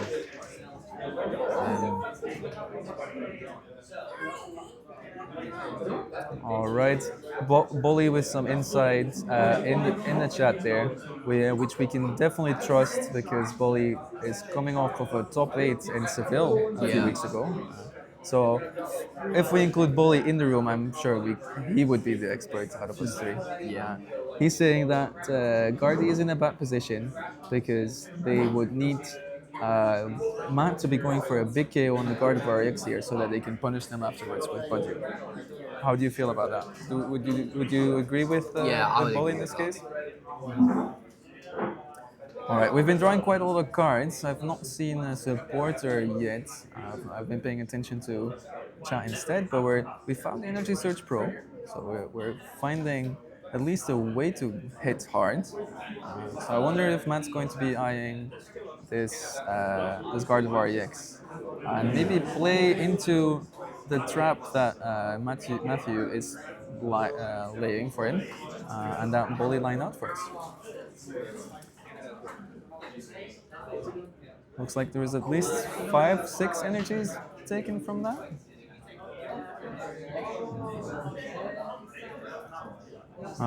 It would be fairly tempting for Matt to be going after this Guard of War though, because we can only see a Ralts as a backup attacker, as a backup player. There's no Curlia, so we would be forcing Matthew to find the rare candy as well.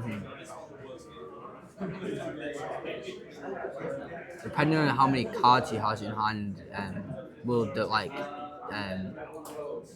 depend the outcome of like if he was to get it, because he is one candy down, so he's only got one candy left in deck.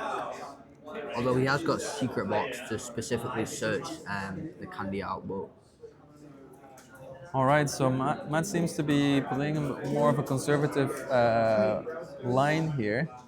Just taking out the knockout on the Durfloon with 2 energy, which was just enough, I believe. So 40 already. Yeah, 40, 50 plus 70 plus 50. Yeah, that works. I don't have quick maths actually. It's been a long day. But it's back onto Matthew's side, who's starting off his turn with an Ultra Ball, winning some more energy. Screamtail. Getting out the Screamtail. Screamtail would probably go on to Scyther maybe. Yeah. And I'd like to see Matthew pair like an Iona with this as well. That would probably and the Curly is good The Curlia is definitely a good find here. because that like sort of protects a little bit against the God of War KO. Because Exactly. that's what they'll be looking to do next. To go down to 2 prizes. Yeah, Golden Go is definitely going to be the aggressor in this matchup. And Matthew is going to have to navigate that with some disruption, with maybe setting up multiple prize turns with the Monkey Dory. But right now he's only got space for 1 Monkey Dory. So let's see. So Knight's Richard go and the Louis Clefairy was not that relevant in this matchup, I would say. I mean, it can KO Lily's Clefairy with like double monkey plus Lily's Clefairy. All right, yeah, fair. But that's very niche. Maybe as a closer more than early game. What did we get of the professor's research? You've already got an option to attack with the Screamtail, taking out either the Gimme Ghoul or maybe the Scyther, as you were mentioning. We've retreated, we're psychic and wasting 2 energy on there, so we're up to 80 damage. Both of these Pokemon that we were talking about could go down right now. We're instead going up to 80 damage, 160 damage. So are we maybe thinking about two-shotting?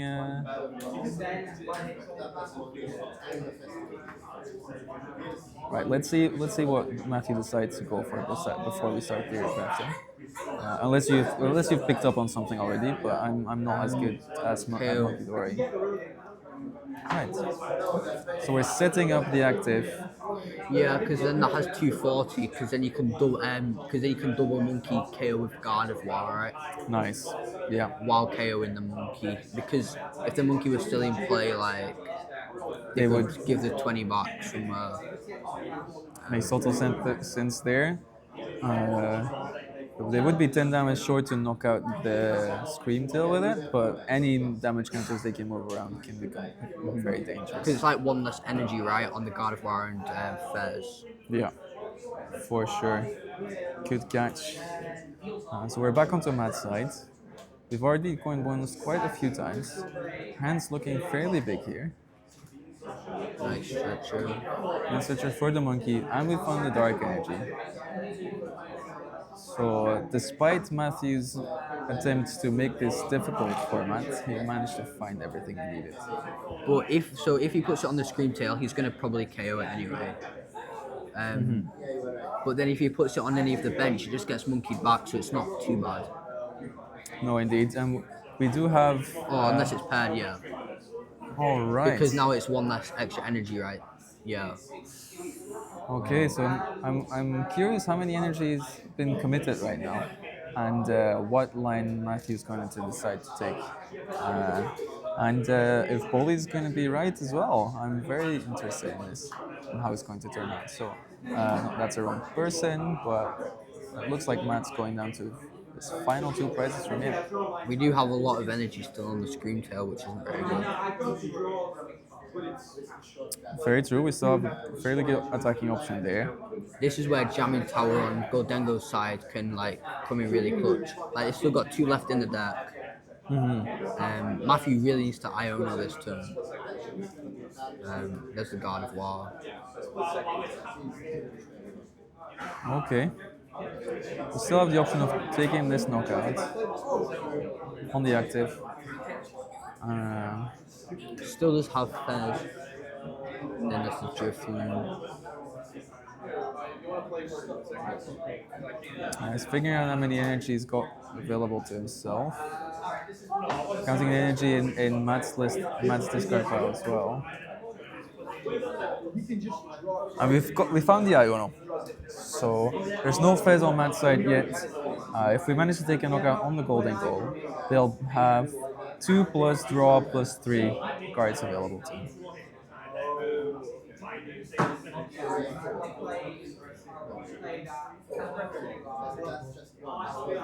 What did we find of this Iono? We've got 4 cards to work with. We're prepping this Guard of War to retreat. So we're monkey dooring first onto the active. Okay. Yeah, because you want to KO the active, right? Because yeah. So what are we? We're going to Scream Tail. We've got it protected with the Bravery Charm.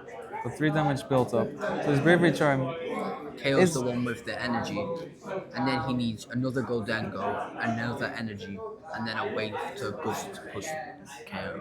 Oh yeah. So we are overcommitting quite hard here. So we're throwing any consideration for the jamming tower out of the window. The jamming tower is going to really hurt here if it was to be found off of these 4 to 5 cards that Matt's going to be drawing. We do take out the Golden Glow, so we're limiting the draw even more.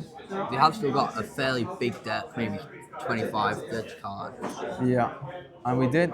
The hand's not looking too great. We have the Turo to pick up this gimme goal, and then we have 3 more cards to work with. And they can't use counter capture as well because they're on equal prices. Okay, so yeah, you're very right. We're on even prizes. Thank you for that. So It was straight into 2 coin bonuses. I think if they Turo, like, they can't win this turn. Not without the jamming tower, right? Or even like, yeah, it looks like they've got. Picnic basket. Okay. Okay. It's not going to do too much for them, for Mats right now, but it's lowering the damage on screen tail, which is relevant because there's a lot of energies committed to this one. Is that maybe even all of the psychic energy that Matthew plays? Yeah, 7. So luckily, we have the. Luckily, as you mentioned, the counter catcher is not live right now because that could be potentially dangerous, forcing a Turo on Matthew's side as well if we could go something that can't attack right now. Oh yeah, and they could have Turoed the one of the bench Dengos instead of Ultra Falling. Yeah, that's a good observation from Bolly again, which would have allowed them to draw 2 more cards. So it unlocks you while opening a bit more draw. So could have been the angle there.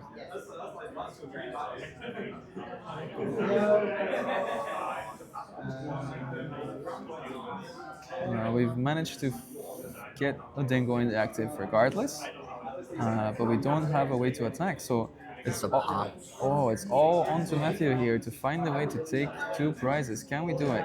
I think he needs like a Turo and Charm at this point. We need a Turo and a second Monkey Dory, I would say. No, it's not enough. We're 10 damage short. Probably a Turo, just Turo and Charm, right? Oh yeah, we've got the Drift Fluid already. Yeah, you're sorry. No, it's fine. Very, very good observation there. We're starting off with a Ultra Ball, having a look at our deck. Is there a way of taking out a single prizer with Monkey Doors? No, we're completely bench locked. Only to pick up one thing at most. Ooh. Could be a cheeky way of match. Finding an extra turn here by healing the damage of the Scream Tail with a picnic basket. You would think it would be a tech for the Dragapult matchup, but it's seemingly working out here as well. Yeah. There's the Charm. We just need to Turo at this point. No, I don't think it got discarded from Matthew. Is it there? Doesn't look like it is. Curly probably just thin the deck at this point. Yeah. And the Iona. So. Okay. I think you could either go 2 options here, like just Roaring Scream onto the active, or Retreat, then Confusion for 80 plus Monkey Dog for the 20. Could maybe be it. Yeah, so it's 80, and then you're hitting 190 with this Scream Tail still, right? So that would be a fairly good way of setting You up. probably take 20 off the Scream Tail so it can't get jamming towered. And then you can clean up with the Gardevoir instead. Yeah. Right, I see. Yeah, so I you see always take that. the 20 off the bench instead of the active. Choosing not. Oh, yeah, that might be a dangerous play here from Matthew. Because if they get jamming tower flip heads, and they do have a Cypher Maniac in hand. So could this game end up being decided on a coin flip?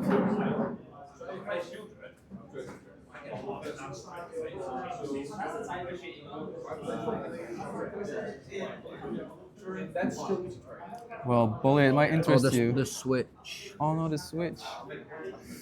Ooh, so. And then they can get jamming tower off Cypher Maniac. Oh no. And then energy retrieval plus both Dengos on the bench or Dengo. That should do it, I think. Unless there's 2 jamming tower prize, that should be a winning line here. Does Matt see it?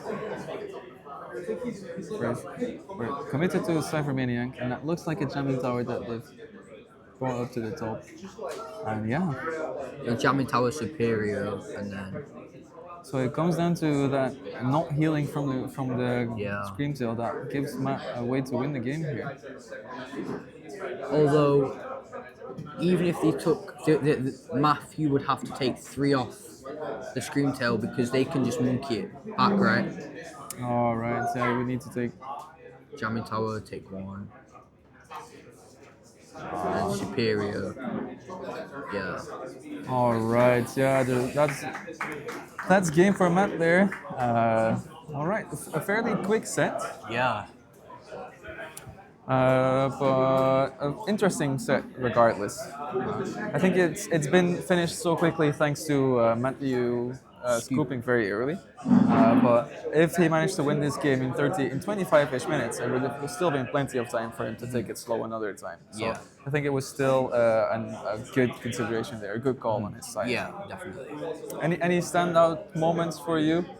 No, I do think the Goldengo player Matt has been practicing the Guardian matchup quite a bit, or quite confident in it.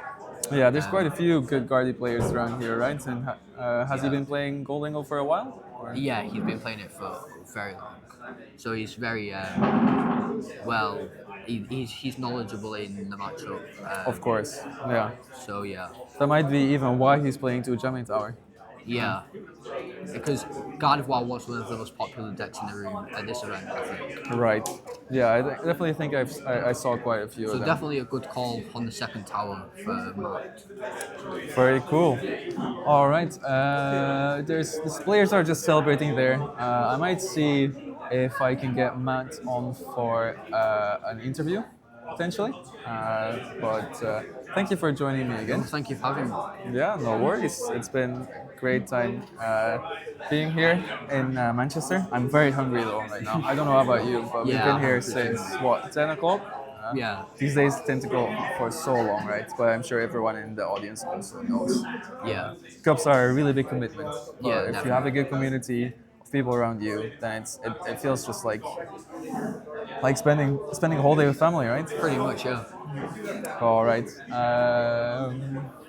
Can we see if we can get Matt on stream? Can you maybe go ask Matt for me, please? Thank you very much.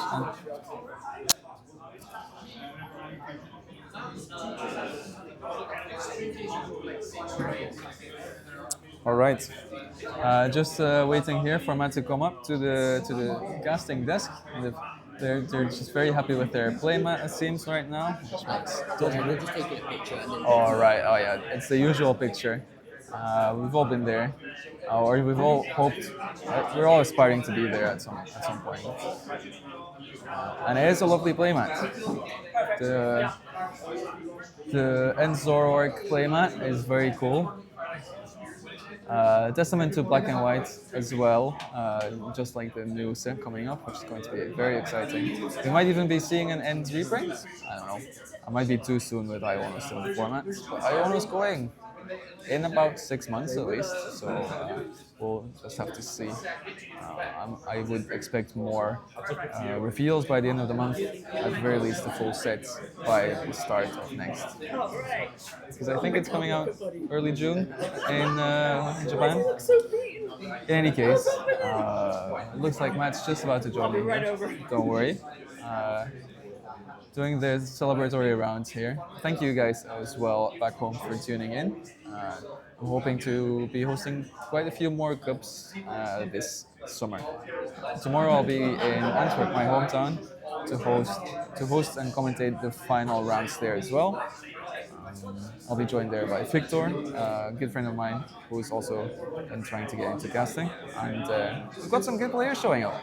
Yeah, as always, the TCG shop, as the shop's called, is a great place to get some practice in. And it's just 1 week before the Utrecht regionals or special event. So I'm sure people are going to be using that opportunity. All right, we'll have a very quick interview. I'll just ask Matt about their tournament so far, and well, until the very end. And they're just about to join me. So welcome, Matt. You can flip this on or just hold it in your hand. Don't worry, whatever you feel most comfortable with. How do I? It's a magnet here, so you can just use that and just clip it on. So some live production here. There we go. But yeah, congratulations. How are you feeling? So, pretty good. Yeah. It's always good to to win the home cup. Of course. So yeah, really stoked about it. Faced a good friend of mine in the finals, so we're on the same team. So it's one of those. It was whichever one of us won. Of course. Yeah. It's still a win for the team. So really happy.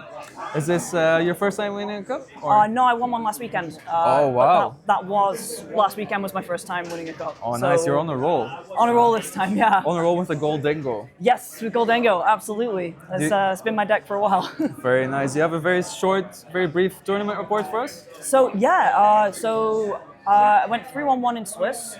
So round 1 was the one loss of the day, and that was to Dragapult. Okay. And then round 2 was it was kind of a poison box with Okidogi, Pheasantipity, Toxicroak, and Paldean Clodsire, which was really interesting. It was a really interesting deck. Very cookie list. So won that one, and then round 3 was Gardevoir. Actually, it was Bobby who was casting earlier. Yeah, he was casting it with me. So yeah, He told me as well that you managed to beat him quite yeah, managed convincingly. to beat him 2-0, which is wild because normally he beats the hell out of me in testing. Oh, okay, well. And then round 4 was another Gardevoir, that was Leighton. He was the one who was on his winning in on round 5. And he was also on Guardy, as you guys know. And then Of course. round 5 was Raging Bolt, won that one. And then going into Top Cut, in the quarterfinals, it was Gardevoir again. So more Guardy, so we beat Guardy. And then semi-finals, it was Terrorbox, which was on stream. Yeah, we saw It was that. a lot of fun. Bri got really unlucky with prizing a draw, which is a real shame.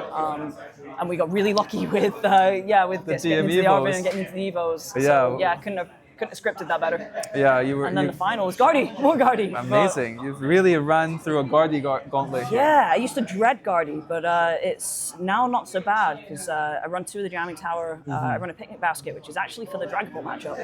Yeah. So Picnic Basket, Monkey Dory, it's technically a Dragapult tech. I've been running that since the EYC. It's something that it was actually my testing partner, Oliver. He cooked that one up. Nice. And he came up with that. I was like, Picnic Basket, what does that even do?